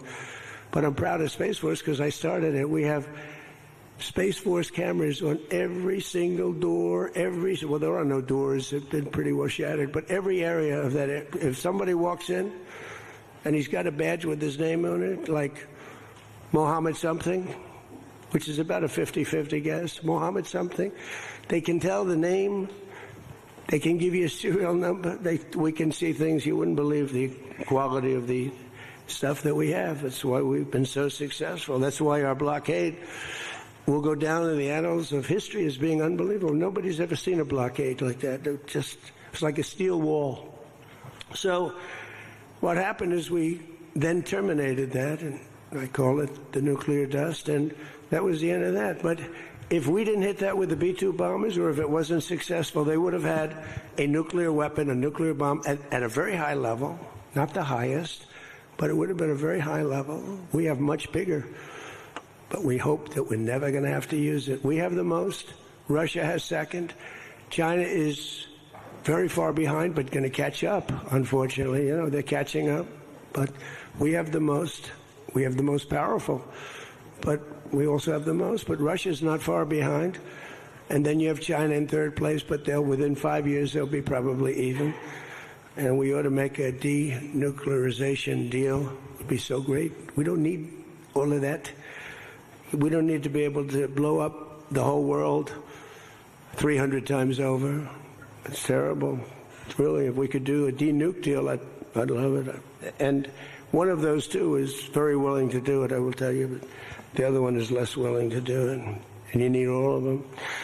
So the deal we reached with Iran on Sunday will be signed shortly. Tomorrow, maybe the next day. Subject deals. My whole life is all about deals. That's all I ever did is make deals. And crazy things happen with deals. I've gone into deals where it's a guarantee. No way it can not be signed. And it doesn't get signed. And I've gone into deals that you have no chance of making, and they go like nothing. So, but we're going to most likely sign a deal. They want to sign a deal. And they've been acting very appropriately. They took a big 2 hits last week. Those were 2 very big hits. So, importantly, Iran has agreed that they will neither produce nor procure a nuclear weapon. Neither produce, because originally they said, they talk about that they will not develop a nuclear weapon. And some people found it okay. These guys didn't, in all fairness, but some people... But I didn't like it. Said it won't develop. I said, what happens if they should buy? I don't know. It's very dangerous for somebody to sell, because whoever sells them a nuclear weapon will get nuked themselves. If they sold a nuclear weapon, only a few that could do it, they would be nuked. They wouldn't have that country long. So it's a very dangerous thing for somebody to do. But I wanted it in there. So it's develop, procure, buy, anything. And you'll see that when you see the agreement, but it's appropriate that we release the agreement. And we did send a copy to Israel, by the way. They've been a good partner. Again, I think they could do better with respect to Hezbollah. I'm not saying they shouldn't protect themselves. I'm saying when 2 drones are shot into the desert and drop harmlessly, you don't have to knock down buildings in Beirut. They could behave better. And frankly, they could do a better job. I love them as a partner. They were terrific. But they could do a much better job with Hezbollah. On that, I don't think they're doing well. And I feel very bad for Lebanon. Lebanon's been, it was a great culture. They had the professors, the doctors, the lawyers. It was an incredible culture, maybe the highest in the Middle East for years and years, centuries. And for the last 50, 60 years, they have been just trashed. They have been living in hell. So they'll work closely with us to turn over the so-called enriched material that's very deep in the bowels of the earth, very deep. Nobody can get it. So it's not important that we do it quickly, but we could do it fairly quickly. When we have a chance, we'll do it. But in the meantime, we have cameras on every inch of it. Nobody can do it. And if they do, we'll hit them with Patriots, that's all. And they'll be gone. And they know that. Technical discussions on the removal of all stockpiles of enriched materials will begin immediately. We're going to start that immediately.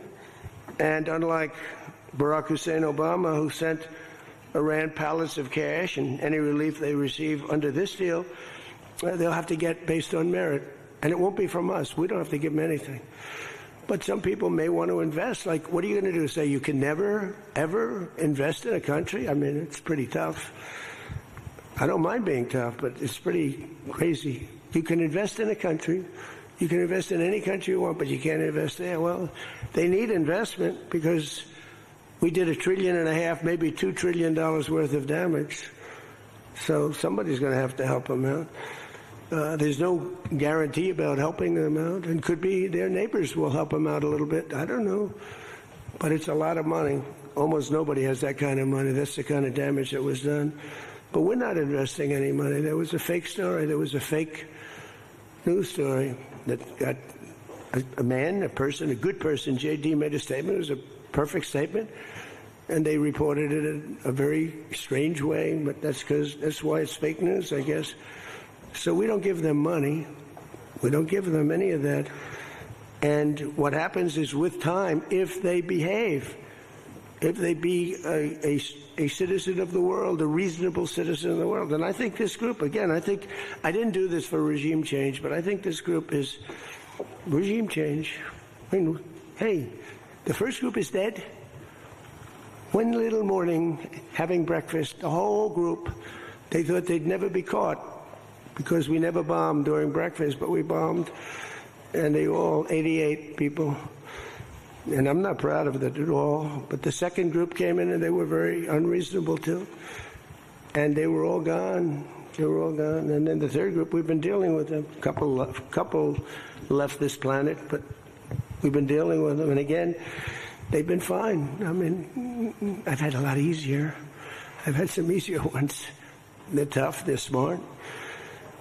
Maritime traffic through the Strait of Hormuz has already increased very substantially, and the normal flow of energy will resume in the coming days, and trillions of dollars will be made by the world, and the stock market will, I believe, continue to rise. The only difference is that a player that's very volatile, very tough, very smart, frankly, they have in one way a primitive culture, but it's also a genius primitive culture. They're very smart people, very good negotiators, but so are we. So rather than possibly going into a depression, rather than having your favorite president be Herbert Hoover, I was always the one I didn't want to be. I wouldn't have preferred Nixon. I wouldn't have preferred, there were plenty I wouldn't prefer, but the one I always thought of, Herbert Hoover, and he caused it. He raised taxes too fast, and he raised interest rates too fast, all at the same time. And it caused the Great Depression. So I don't think I'll make mistakes like that. I lower taxes, I don't raise taxes. In fact, we just gave you the largest tax decrease, largest tax cut in the history of our country. So we'll be working on a parallel effort with the Gulf nations to address non-nuclear issues such as the conventional ballistic missiles, which we'll be talking about, and support. I mean, they have to have some because other people have some. You got to have some. Somebody said you shouldn't give them one. I mean, I have guys. I like some of these guys, but I don't think they're smart. Sir, you shouldn't let them have any missile. I said, well, what am I going to do? Am I going to let Saudi Arabia have missiles, but they can't have them? Yes, sir.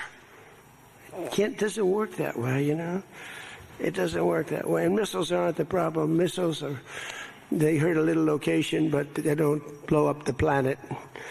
So the Gulf nations will address the non-nuclear issues. We'll be talking about the ballistic missiles, and we'll talk also about the terrorist proxies that they have. That we don't want that to happen. But I want to thank our partners in both Pakistan and Qatar. These people work so hard.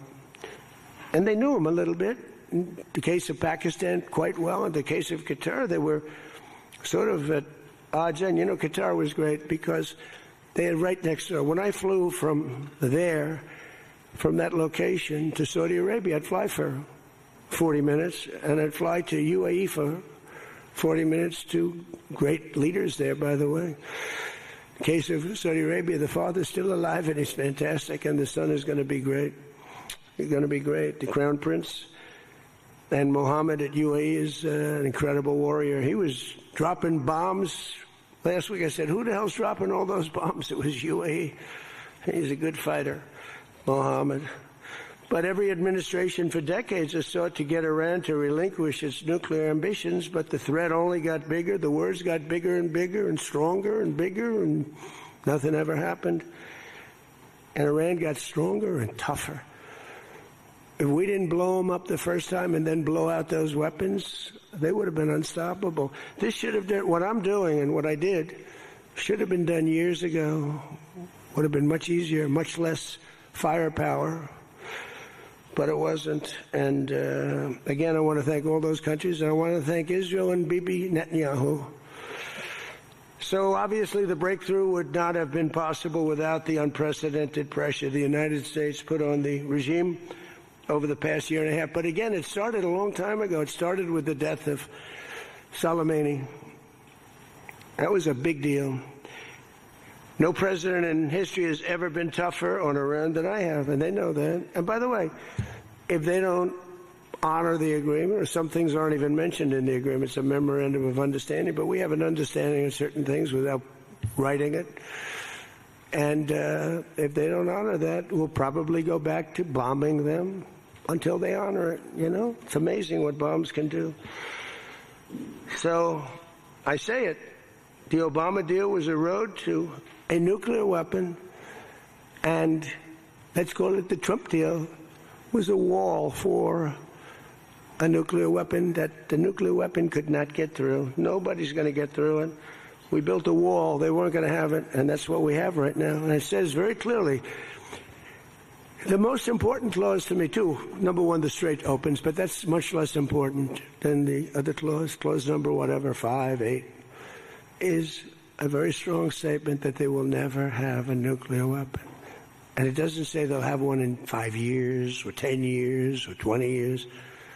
With Obama, they were able to enrich very quickly. This agreement now provides Iran with a historic opportunity. If they follow the path of cooperation, will have opened for them, their country will have a chance to survive. Now think of it, they have 91 million people. People want me to bomb the bridges. Why don't I bomb? I already did, because, they went back on one of their promises, and I bombed their biggest bridge, the equivalent of that was the George Washington Bridge of Iran. But we bombed that bridge, you saw that. One quick strike by an F-22, the most beautiful fighter jet ever made, by the way. In fact, we're ordering some more of them. We're bringing it out because it's so effective. It's incredible. It's incredible. Well, look, we have the greatest military in the world. Those B-2 bombers are unbelievable. Who would have thought they could handle, each had two because the flight was so long, but they handle 3 of the biggest, heaviest bombs, hundreds of thousands of pounds, and they handle them like they're nothing. It's amazing. And also, they're undetectable. They flew into Iran, totally, think of it, totally undetected. Now, Iran's waiting for them. They're waiting for them. And they never saw them. 1 o'clock in the morning, they never saw them. They're stealth. And we just ordered 22 more. The newer, upgraded version, which I guess is better. I don't know how the hell you get better. But as I expressed to the world leaders here this week, it's my hope that the peace agreement will be the beginning of a much larger deal all across the Middle East. We're very close. Look at the job we've done on Gaza. Look at Hamas. Hamas has been very silent. You haven't read anything about Hamas. And we're trying to get them unarmed. They grew up with a machine gun in their hand. I think they actually, when they were born, they came out with a machine gun in their hand. So it's not the easiest thing, but they've actually behaved pretty well, considering this was not the lifestyle that they were taught to have. But including an end to all Iranian aggression, and they're not going to be Iranian aggression and an end to war and terror in Lebanon. So the Lebanon piece is something we'll have to work on a little bit. It's a very small piece of the puzzle, actually, but it still makes a lot of noise. The big deal is the Iran deal. That's where the money is, where the power was. But they have Hezbollah, and we got to get that done one way or the other. We'll do it. I think Israel can do a much better job on it. Syria would love to do it. I was very responsible for the gentleman at Syria that's now the president of Syria. He's done a tremendous job. He's put that country together in a year and a half. Sort of like our country, a year and a half. It's pretty similar size. They said, please don't put him there. He's a very violent man. Al-Qaeda. I said, well, I know one thing. A Boy Scout's not going to work. And he's actually done a very good job. He'd love to go in and, Hezbollah is an enemy of his, and he'd go in but he wouldn't knock down buildings every time he hears there's somebody. He'd just go and get them with precision. But I don't know that people want that. Maybe they don't. Maybe Lebanon doesn't. We have to be guided a little bit by Lebanon. And by the way, the president is going to be coming, Prime Minister, President, going to be coming over to see us very shortly, over the next week or two. Good man. He's, man is living. What a tough life he's got, because he's got tough groups of people. And it's amazing. Amazing there is a Lebanon with all they've been through. They have been treated worse than just about, I think, anybody. Disrespected incredibly. So the expansion of the Abraham Accords is the other thing that we hope we're going to get. And I think Saudi Arabia, if they lead the way, they'd be doing themselves a big favor, because everybody that's in it, UAE went in right from the beginning. Again, he's a warrior. And they never got out. Nobody ever got out. You think maybe during the war. They were all afraid of, everybody was afraid of Iran. And that's why we ended up with the original members. But then when the election was rigged, that's right. And I wasn't here at all. Nobody cared about anything. The country went to hell in every way. That was the least of it. Middle East was the least of the country went to hell, allowing 25 million people into the country, unchecked and unvetted, many of them criminals, many of them murderers, 11,888 murderers allowed into our country. So this was the least of it. But the past 2 days have also provided an opportunity to discuss a number of other key issues with members of the G7 and our partners. Yesterday morning, we had a productive conversation on the war in Ukraine. I spoke with President Putin. I spoke with President Zelensky, and he was there. And President Putin I spoke over the phone with.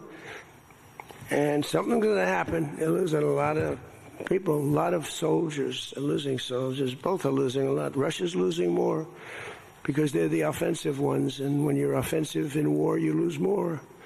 Pretty simple. But I provided an update on my call Sunday with President Putin and expressed my continued hope. We had a very good conversation with President Putin and a very, very good conversation with President Zelensky. I think they both want to do something. They just don't know how to do it. They want to do it. They just don't know how. In our session yesterday afternoon on international partnerships, I offered an update on how the United States is leading the world in responding to the Ebola outbreak in Africa, sending $375 million in aid so far to help stop and contain the crisis at its source. And we've done great. I was with the president of a couple of presidents came over, by the way, from African nations, and they were so happy with what we did. But where it's unfair is we gave $375 million. The rest of the world gave essentially nothing, maybe a couple of bucks, but nothing. And they were all saying, thank you so much. And I think they've done a good job. It's a terrible thing. Ebola is a terrible thing. That's an unbelievable one. Fortunately, it's not like COVID where it's that easy to spread around, but it's rough. And we've done a good job. We've moved people to certain quarantines, certain locations. But today we also had excellent meetings on the economy and artificial intelligence, which is amazing what's going on with that. It's going to be the biggest thing ever. We have to be very careful with it. It's both great and could be bad. We have to be careful with it. But We're leading China. We're leading the world on that. We're allowing them to do their own electric plants because they need, as an example, those buildings are so big. And they're not taking the community's electricity. I gave them the right. It's my idea. I gave them the right to build electric plants like Con Edison in New York. Dig we must. And they've come up with plants that nobody's ever seen anything like them. Those are by very high IQ people. So they're actually building electric plants. So because otherwise they could never build a building because the grid is old and tired and broken and a mess. So they're building it, and they're going to sell their, very cheaply, they're going to sell their extra electricity into the grid. So we take care of a lot of things like California, which doesn't have nearly enough electricity. They don't know what they're doing there. And instead of having blackouts and brownouts, they'll be able not to. We found a great deal of unity here at the G7, and we signed a declaration on illegal immigration, the first time ever for a G7 statement. They did a beautiful statement. We signed other agreements to step up and to really coordinate and spend a lot of time coordinating drug trafficking and the stopping of drug trafficking, which is crazy. It comes through Mexico, comes through the southern border, the little that comes through. They find a way, they put it, they're genius. If they would use that genius for good, they'd be very rich people. They have it in engines, they have it in hubcaps, they have it in areas you wouldn't even believe. They have it in the structures of cars. Most incredible thing. But we've done a great job on it. We have drugs coming through the border are down 61%. Drugs coming through water, the sea, ocean, sea, Gulf, down 97.2%. That's the ones that get hit. Just like we hit the Iranian minesweepers and mine droppers, they call them. They dropped. Who would have 28 mine droppers? Who has 28 mine droppers? They actually had them, but they don't have many more. We hit them just like we hit the drug dealers. But drugs are down by water 97%, and over 60% they're down. And now we're going to go and focus on the land. They come through Mexico. Mexico has lost control of their country. The cartels run Mexico, and it's sad. And the president's a very good woman, but she's a very scared woman. The drug cartels are totally running Mexico. It's not even close. We agreed to accelerate our efforts to secure our critical minerals and rare earth supply chains, where we have great companies really going to town. We're going to give everybody a big run because we do it better and we had to get motivated. The G7 also agreed that the United States' new approach to international development based on the private sector investment is working at levels that they never thought possible. It's really working. I held a number of very positive bilateral meetings, including with the President of France. It was a very good meeting, actually.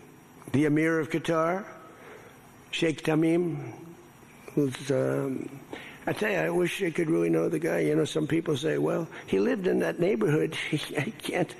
You can't be saying things that you'd like to have him say. He was fantastic on this, and he's been a fantastic guy in terms of energy and getting energy out there. President of the United Arab Emirates, Mohammed bin Zayed, who's an amazing warrior. President El-Sisi of Egypt.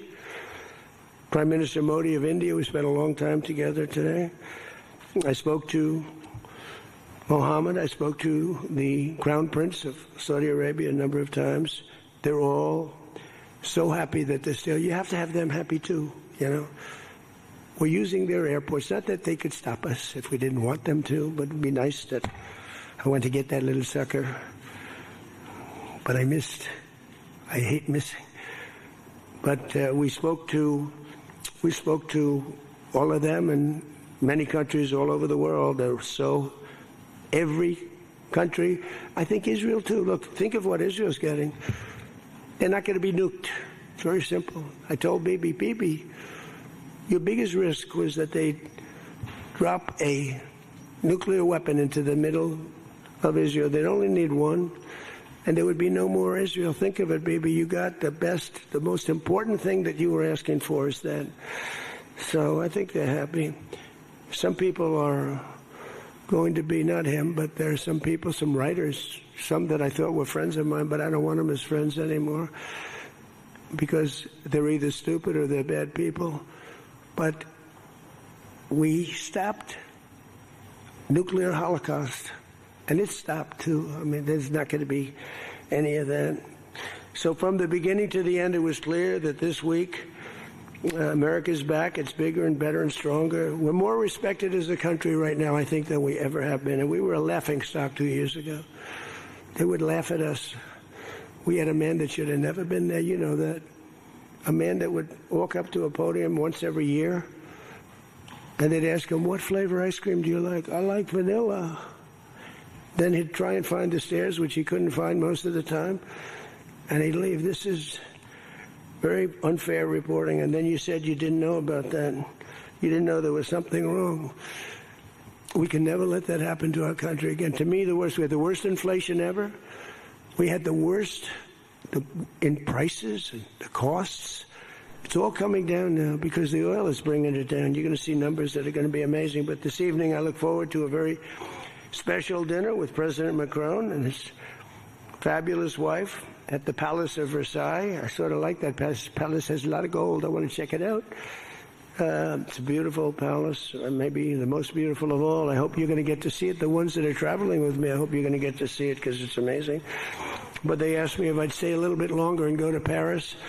So I'll get home a little bit later, but it'll be a nice dinner. But I'm interested to see it. That's the ultimate, I guess. It's the ultimate of its type. Louis XIV. Celebrating the 250th anniversary of America's founding and America's oldest alliance, and we're celebrating that a little bit tonight. They'll have the biggest people in Europe at the dinner, and those people love our country, and hopefully Europe's going to find its way. Europe is having a lot of hard times. They're doing some things very badly on energy and on immigration. They're doing things very badly, and we'll be talking about that tonight. So with that all said, if you want to ask us any questions, feel free to ask the people behind me. Yeah? Peter? Bonjour. You've been clear, President Trump, the United States is not going to directly pay Iran, but the U.S. is going to let the Iranians start making billions of dollars, selling oil, accessing this reconstruction fund. Only if they're doing things right. Peter, we're not doing anything. We're not putting up money. Only if they're doing things right. If they're doing things right, if people want to invest, they can invest. But they had this $300 million fund. It's only $300 billion fund. It's only if they're doing things right. Remember this also. When you talk about billions of dollars, they've had much more than $1 trillion worth of damage done. They got a long way. There'll be 15 to 20 years to rebuild what they have right now. So they have to behave themselves. If they're not behaving, they get hit again. They'll be hit again because we can do it very easily. It's going to take a long way for them to build back their anti-aircraft stuff. It's going to take, and the other thing, I want to thank China, President Xi. I was with him, and he stayed neutral, totally neutral, and I appreciate it. And I want to thank Vladimir Putin. He was very neutral. They could have made it much more difficult for us. And I want to say it. Somebody would say, "Oh, that's terrible. He's thanking President Xi of China." Well, let me tell you, I had a long talk with him. They have shoulder weapons to knock down airplanes. That it's not like the real deal, but they're accurate. They're fairly accurate. I said, I would really appreciate you're not giving or selling any of that stuff to Iran. And you know what? For the most part, he didn't. So I just want to thank them because they made it a lot better. Can you explain, though, what the difference is between giving Iran U.S. dollars and unfreezing U.S. dollars for the unfreezing is an easy one to answer. We have taken a lot of their money, and we have their money. We have taken their money. It's not our money. It's their money, and we froze it. At a certain point in time, I guess we're going to have to give it back. If we didn't give it back, nobody would ever invest in the dollar again. If you took their money, because I thought about it, I'm not the most perfect person. I said to Scott, why do we keep their money? What the hell are we giving it back to them? But, you know, people from lots of nations, some nations we don't agree with, they have their money. The dollar's become very strong under me. And they don't want to have a little conflict with somebody and end up having the United States just take their money. So if you do that, you really don't have a system. And I did just want to ask you about this. A wise man once said in January of 2020, Iran never won a war, but never lost a negotiation. That wise man. Who said that? Donald Trump. Oh, that's what I thought you were going to say. So how do you go back to the United States and convince a skeptical American public that this deal is a win? Here they lost militarily, okay? It's very tough because I know that no matter what, if I would go, by the way, if I'd go another 3 or 4 weeks, those same people that are critical would say, he went too long, he should have done, you know, no matter what. If they raised the white flag of surrender, and if they said, praise be to Allah, Donald Trump is the greatest president ever. We totally concede, we totally give up. This war is over, we have failed. The New York Times and CNN and a couple of others, they're not all that dishonest, they say, Iran had a great victory, okay? And they practically do that. You know, it's amazing. When we knocked out their last ship, they had 159 ships. When we knocked out the last ship, the Times refused to do a story on it. They said, why wouldn't you? They don't have a Navy, and you don't want to do a story on it. They don't have an Air Force, you don't want to do a story. We need a fair press. And that's why they're all doing so badly, because they lost credibility. When I win in a landslide, and I had 93% bad press, they take good stories about me and make them bad. But the only reason that happened is because they have so little, the media has so little credibility that the people voted for me. 93% of the stories on network, ABC is horrible. I think ABC is the worst. NBC is terrible. And CBS is terrible. CNN, obviously. And I never get good stories, no matter what I do. I could do the greatest thing. I won't get good stories on this. I'll get it from fair media. I'll get it from all over the world. They're writing good. But no matter what I do, I'm going to get bad press. I know that. Now, if I did the opposite, if I went out and continued to bomb them for another 4, just bomb the hell out of them, I'd get bad press on that. No, there's nothing I can do. But what this does is it allows the ships to go. If we keep bombing, those ships won't be going. And you're talking about $500, $600, $700 million a day. It's a lot of money. A lot of money. That's why the world is okay. It's liquid. It's fine. Also, we run out of reserves in about 4 weeks. You know, there are reserves all over the world, and we would really run out. And there'll be a time when you wouldn't be able to get it. And you want to see bedlam? So for all those so-called geniuses that want to show me how smart they are, ask them why didn't they blow up General Soleimani? Ask that of the general and a couple of other people that I like very much, but boy, are they wrong. Go ahead. How about you? Thank you, Peter. I give you more, Peter, but people will say I like you too much. Thank you, Mr. President. Bonsoir, Mr. You know, he told me that first day in office, he asked me like 7 questions. I answered all of them. Is this true? He said, he just answered more questions in one meeting than Joe Biden did in 4 years. Okay, you know, I'm not going to get you in trouble, but that's what you said. Go ahead. Bonsoir, Mr. President. In The Art of the Deal, you write about the importance of leverage. Yeah. Obviously, you have a lot of leverage when it comes to Iran, whether it's militarily or through economic sanctions.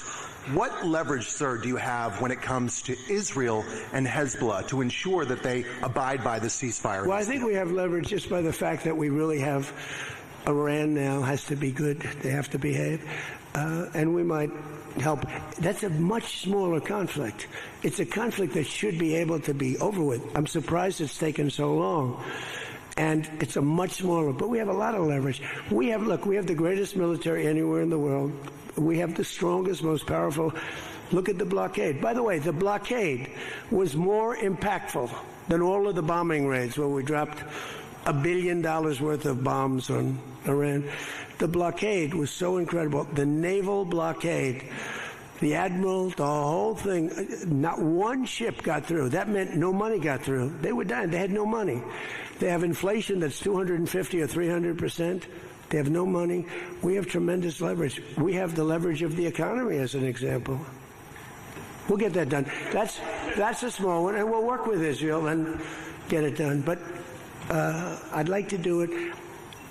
I mean, you have people living there. Buildings are being dropped on top of them or right alongside of them.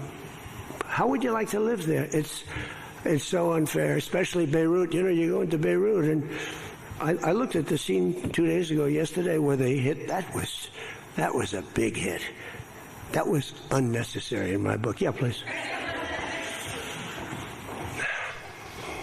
Two questions. If you could clarify something you said just a few minutes ago. One of the goals of Epic Fury going into it, you said was... Say it again. Speak up. Sorry. One of the goals of Epic Fury, you said going into it, was to destroy Iran's ballistic missiles and its capabilities to build more. Yeah. Why is it acceptable to you now that they keep some of that capability?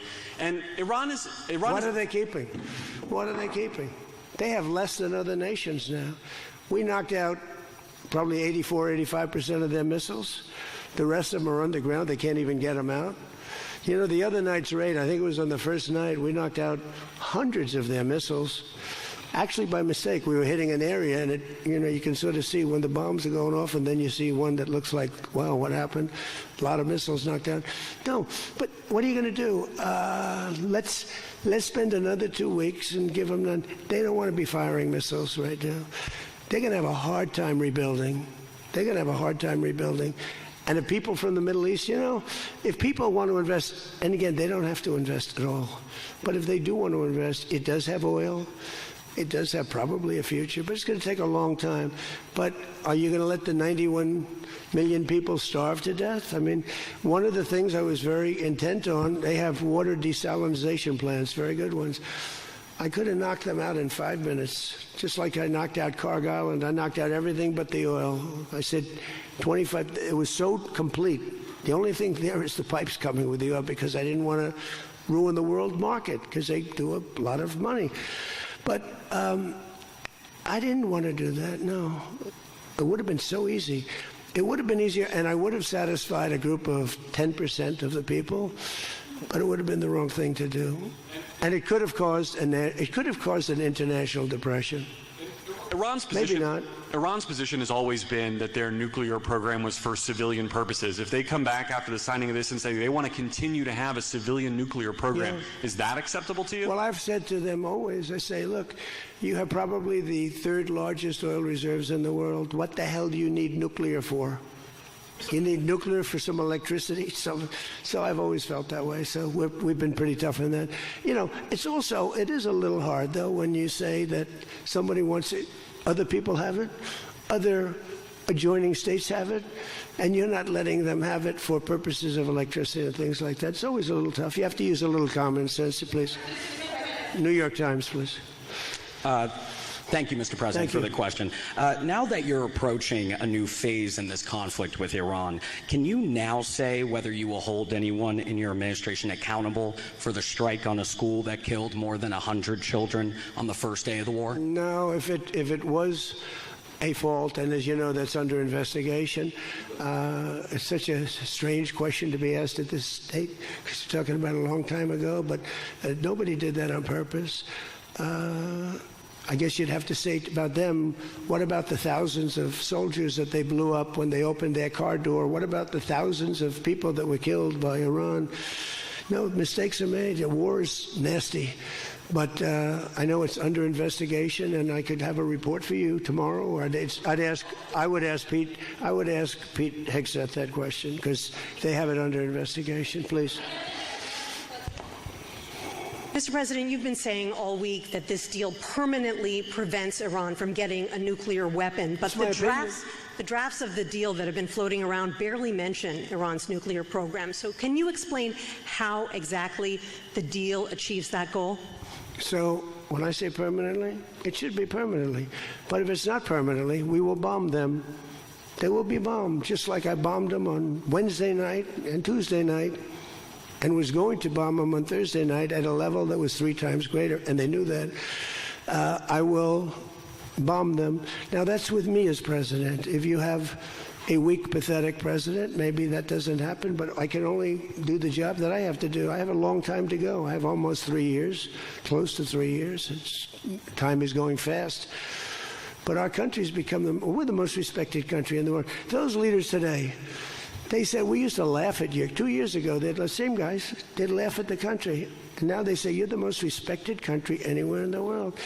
Militarily, even military. Take a look at what happened look at what happened in so many different locations. Afghanistan, that horrible retreat that these people made, leaving equipment behind. They weren't under any pressure. You take your time. You can get out. I was going to get out. We were going to get out with dignity and pride, take 100% of the equipment. I was even taking the tents down. But then they got in and they just left. They left all the equipment. I may get all that equipment back. Now, here's the thing. More symbolic, because it's a little old now. But we may get it all back.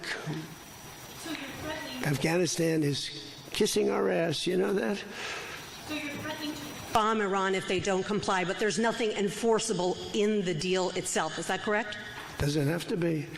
I let them know. I said, look, if you don't adhere to the agreement, I don't want to do that, but we're going to bomb the hell out of you.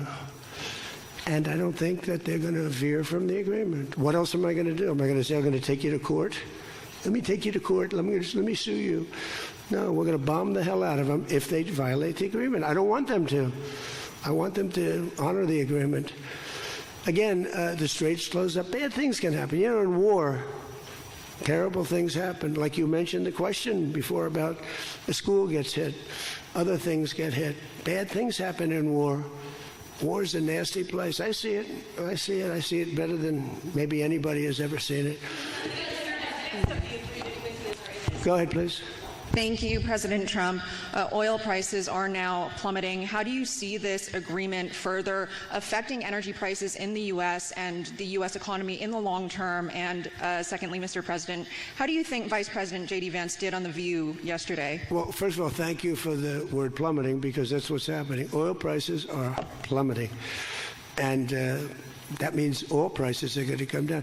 You know, if you make donuts, you have a heating, you have a stove, and you have to buy the heat, you need the gas or the electricity or whatever you're using. And when oil prices come down, oil is the biggest thing. Oil is, you get oil prices coming down, and they're going to come down, and we're hitting in the threes now for gasoline, and that'll come down a lot lower. So I was in Iowa just before this started, and I was saying to myself, I can't believe we're doing so well, but I have to go, and we have to put out this fire in Iran, because I don't want them using a nuclear weapon. They would have used a nuclear weapon. 100% they would have used it.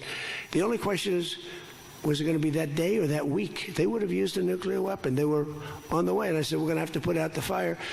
And I said, you know, oil prices, so gasoline, we passed 2 gas stations in Iowa. Made a speech up there. The people are great. I won it by so much. And I love the people, farmers. And we passed 2 gas stations. One was $1.85. One was $1.91. Now, that's Iowa. But it was, I mean, California has all those crazy taxes that they put on, you know, California taxes. But the oil was down to $2 to, I'd say, between $2 and $2.50. And it was heading down further. And we were going to have a great run. We took a little journey down to a place called the Islamic Republic of Iran, and we bombed the hell out of them, and now they can never have a nuclear weapon. Now, we had a disturbance, but I must say it was much less than anybody thought. The oil never went to $350 a barrel. It went to $115, $120. The oil never went anywhere near that. And the other thing, I thought the stock market would go down 25 or 30%. The stock market a week ago, before we started this, was higher than it was when we started, which tells you that we have a very resilient economy. We have the strongest economy we've ever had. Now, the word affordability is a fake word made up by the Democrats. Here's where it's fake, because they made it up, because I inherited these prices. And when I had my first news conference, first day, they started screaming affordability, the Democrats. Affordability, affordability, they're screaming. I say, what's that all about? They gave it to me. They gave it to me. It's affordability. And they use that word to a fare thee well. Well, they were the ones that created the affordability crisis. I'm the one that got it down. Remember, highest insurance rates in history, highest rates for everything. Eggs, remember eggs? They were 4 times more expensive than they were in my administration. And I got it down, Peter, very quickly. Our secretary did a good job of agriculture, Brooke. She did a great job with eggs and everything else. And now that the oil is coming down, you're going to see everything follow. Everything follows the cost of energy. And we're going to end up having the lowest energy anywhere in the world. Please. Yeah. No, please. Thank you. You're from ABC. You're fake news. Go ahead. To follow up on oil, can you confirm, will Iran be able to immediately sell their oil to market? And will U.S. sanctions snap back immediately if there is a delay or collapse in the talks? And then relatedly, is there any safeguard in this deal to prevent Iran from charging what they say could be fees after the 60-day extension? The thing that's going to stop them from doing that, because you can't cover everything in a document, is common sense. They don't want to get bombed. They don't want to get hit. As far as sanctions are concerned, at some point, we have sanctions which will never let them rebuild. They would have no money. They would be in poverty. The 91 million people would starve. So something will happen as soon as they behave. When they behave, we're going to let that go. We're going to have to. I put sanctions on a lot of people, and then I let them go. A lot of countries. Yeah, please. Thank you, Mr. President. My name is Shinji Abe. I'm a Japanese Yomiuri newspaper company from the Washington Correspondent. My question is about the Strait of Hormuz. Did you ask other G7 nations to send military force? And what specifically are you asking of Japan? Or where are you from? I'm from Japan. From where? Japan. And is military support? I just left your prime minister. Japan's doing very well. She's my biggest fan, I have to tell you. She thinks I did a great job. You have to call her and ask her. She's doing a very good job, by the way. Go ahead. And military support is no longer necessary? Yeah, but what do you want to know? Go ahead, just tell me. What do you want to know? Okay. My question is, did you ask other G7 nations to send military force? And what specifically are you asking of Japan? To send the Air Force? For what?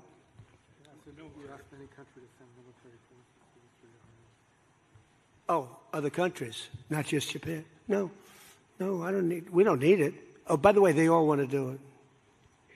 They all want to do it. Every single one of them. They want to go be a part of it now. Not while the war was going on. I was a little disappointed. The UK, I said, it would be nice if you sent ships. I didn't put a hard sell on, but I said it would be nice if you sent some ships. And the Prime Minister said, they'll be there, sir, as soon as the war is over. I said, did he just say that? I couldn't believe it, actually.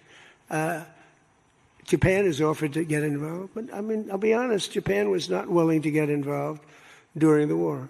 I asked her, I said, you want to get involved a little bit? I didn't put the heavy sell on, but they said, no, we don't want to get involved. Nobody did. We did it ourselves with Israel and with the Arab states that got hit, surprisingly hit. Yeah. Yes, please. Go ahead. Thanks a lot, Mr. President. Question on Brazil. I would like to know, how was your interaction here in Évian during the G7 with the Brazilian President Lula? Did you talk about the new U.S. tariffs on Brazil? Did you talk about the U.S. designation of criminal gangs as terrorists? We did. How was it? I spent a lot of time with him, actually, and it's become a little rough country, right? Politically. It's been a little dangerous politically. You're talking about Brazil, yeah? It's been nasty. I hear they arrested somebody that's running for office today.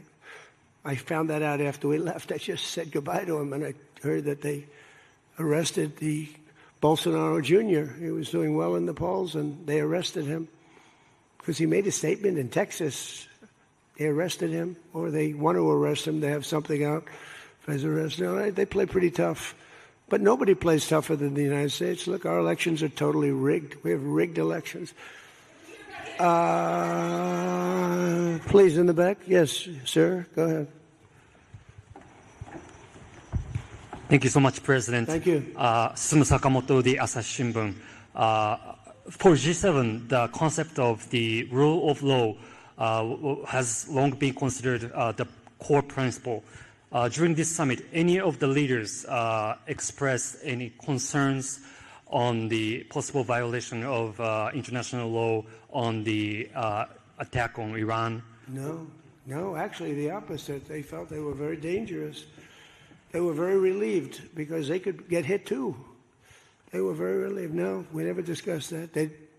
No, it would be the opposite. They broke the law. They killed thousands of people. They killed thousands of our soldiers and hundreds of thousands of people. Yeah, please, go ahead. Go ahead.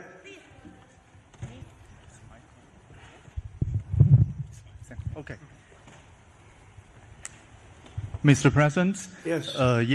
Yesterday, Pakistan thanks for the Chinese government to help make a peace talk between Iran and the United States. So what do you think about China's work to get the United States and Iran sitting down to talk and make the deal? And the second question is... Okay, let me answer the question. Okay. So I think China's been terrific. I told you that before. They could have been bad. They could have sent in to try and block or break the blockade. They could have sent in an oil ship with 6 destroyers alongside of it on each side. They didn't do that. President Xi helped me. He tried to help, and I think he probably helped get it solved. You know, they get 50% of their oil from that location. So that wasn't that easy. President Xi was fantastic. He tried to help me solve it. And he didn't give any big weaponry. I guess we'll find something somewhere along the line. But he didn't give any big weaponry, I can tell you that. No, I think China I couldn't ask for much more. Again, they were impacted because they get more than 50% of their oil from the Hormuz Strait. And no, I thought they were fantastic. Okay, how about one more question right here? Go ahead, please. The latest YouGov Economist poll shows that Democrats have lost a 5-point edge on the generic congressional ballot. They just have now just a 2-point lead since February. Do you think that they're losing momentum? Well, I see the Republicans in generics. You know, generics are very important. I don't know how accurate, because I see a lot of bad polls. The polls are very dishonest, just like a lot of reporters, like these people over here, are very dishonest. CNN, ABC, it's a whole group of them over there. They're really dishonest people. But, you know, and really networks are very dishonest. And they have to straighten themselves out or they're not going to be very successful because people don't believe them anymore. But no, the generics are very interesting because the Republicans are coming up strong even before this. You know why? They're seeing all these lunatics, like the guy in Maine with the swastika.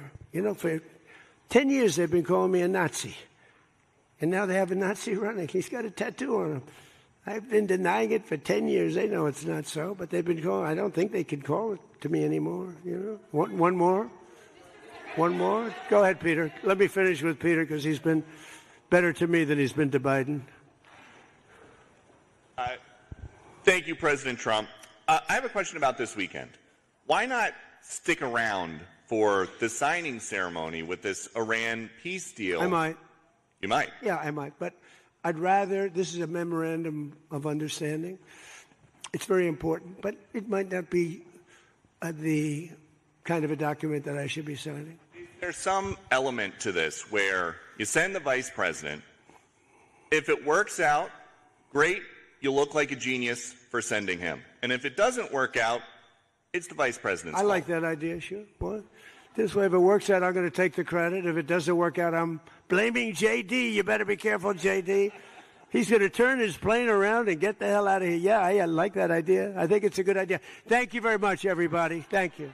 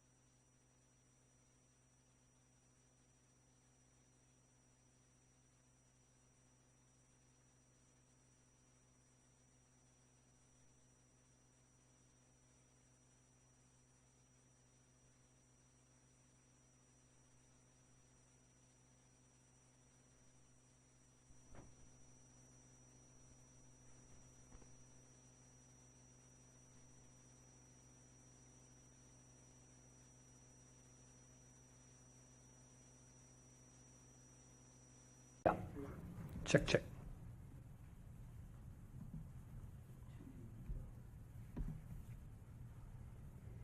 Are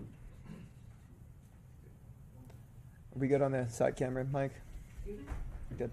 Just looking at. Never know.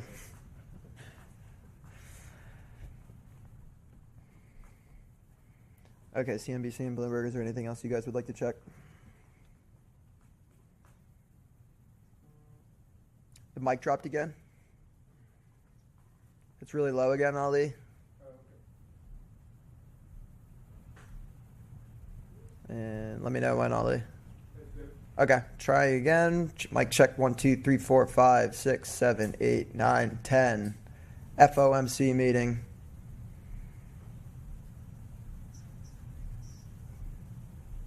Okay, better. Any changes?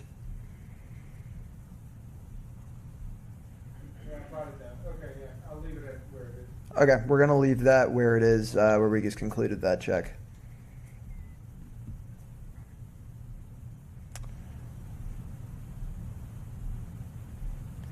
Okay, with that, CNBC, Bloomberg, any more checks you guys would like to do?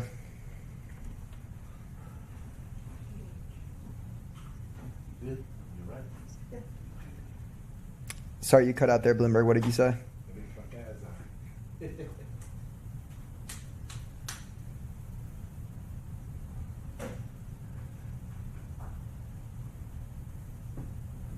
Bloomberg checking again. Okay. With that, please just email me or call me with any questions, but I will remain on this bridge.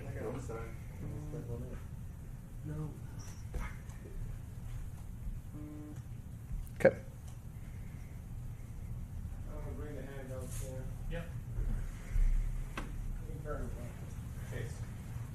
We're good. Video, they said is good.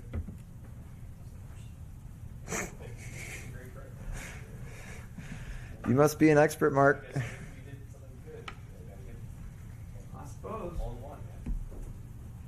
The luck of the Irish and the Filipinos.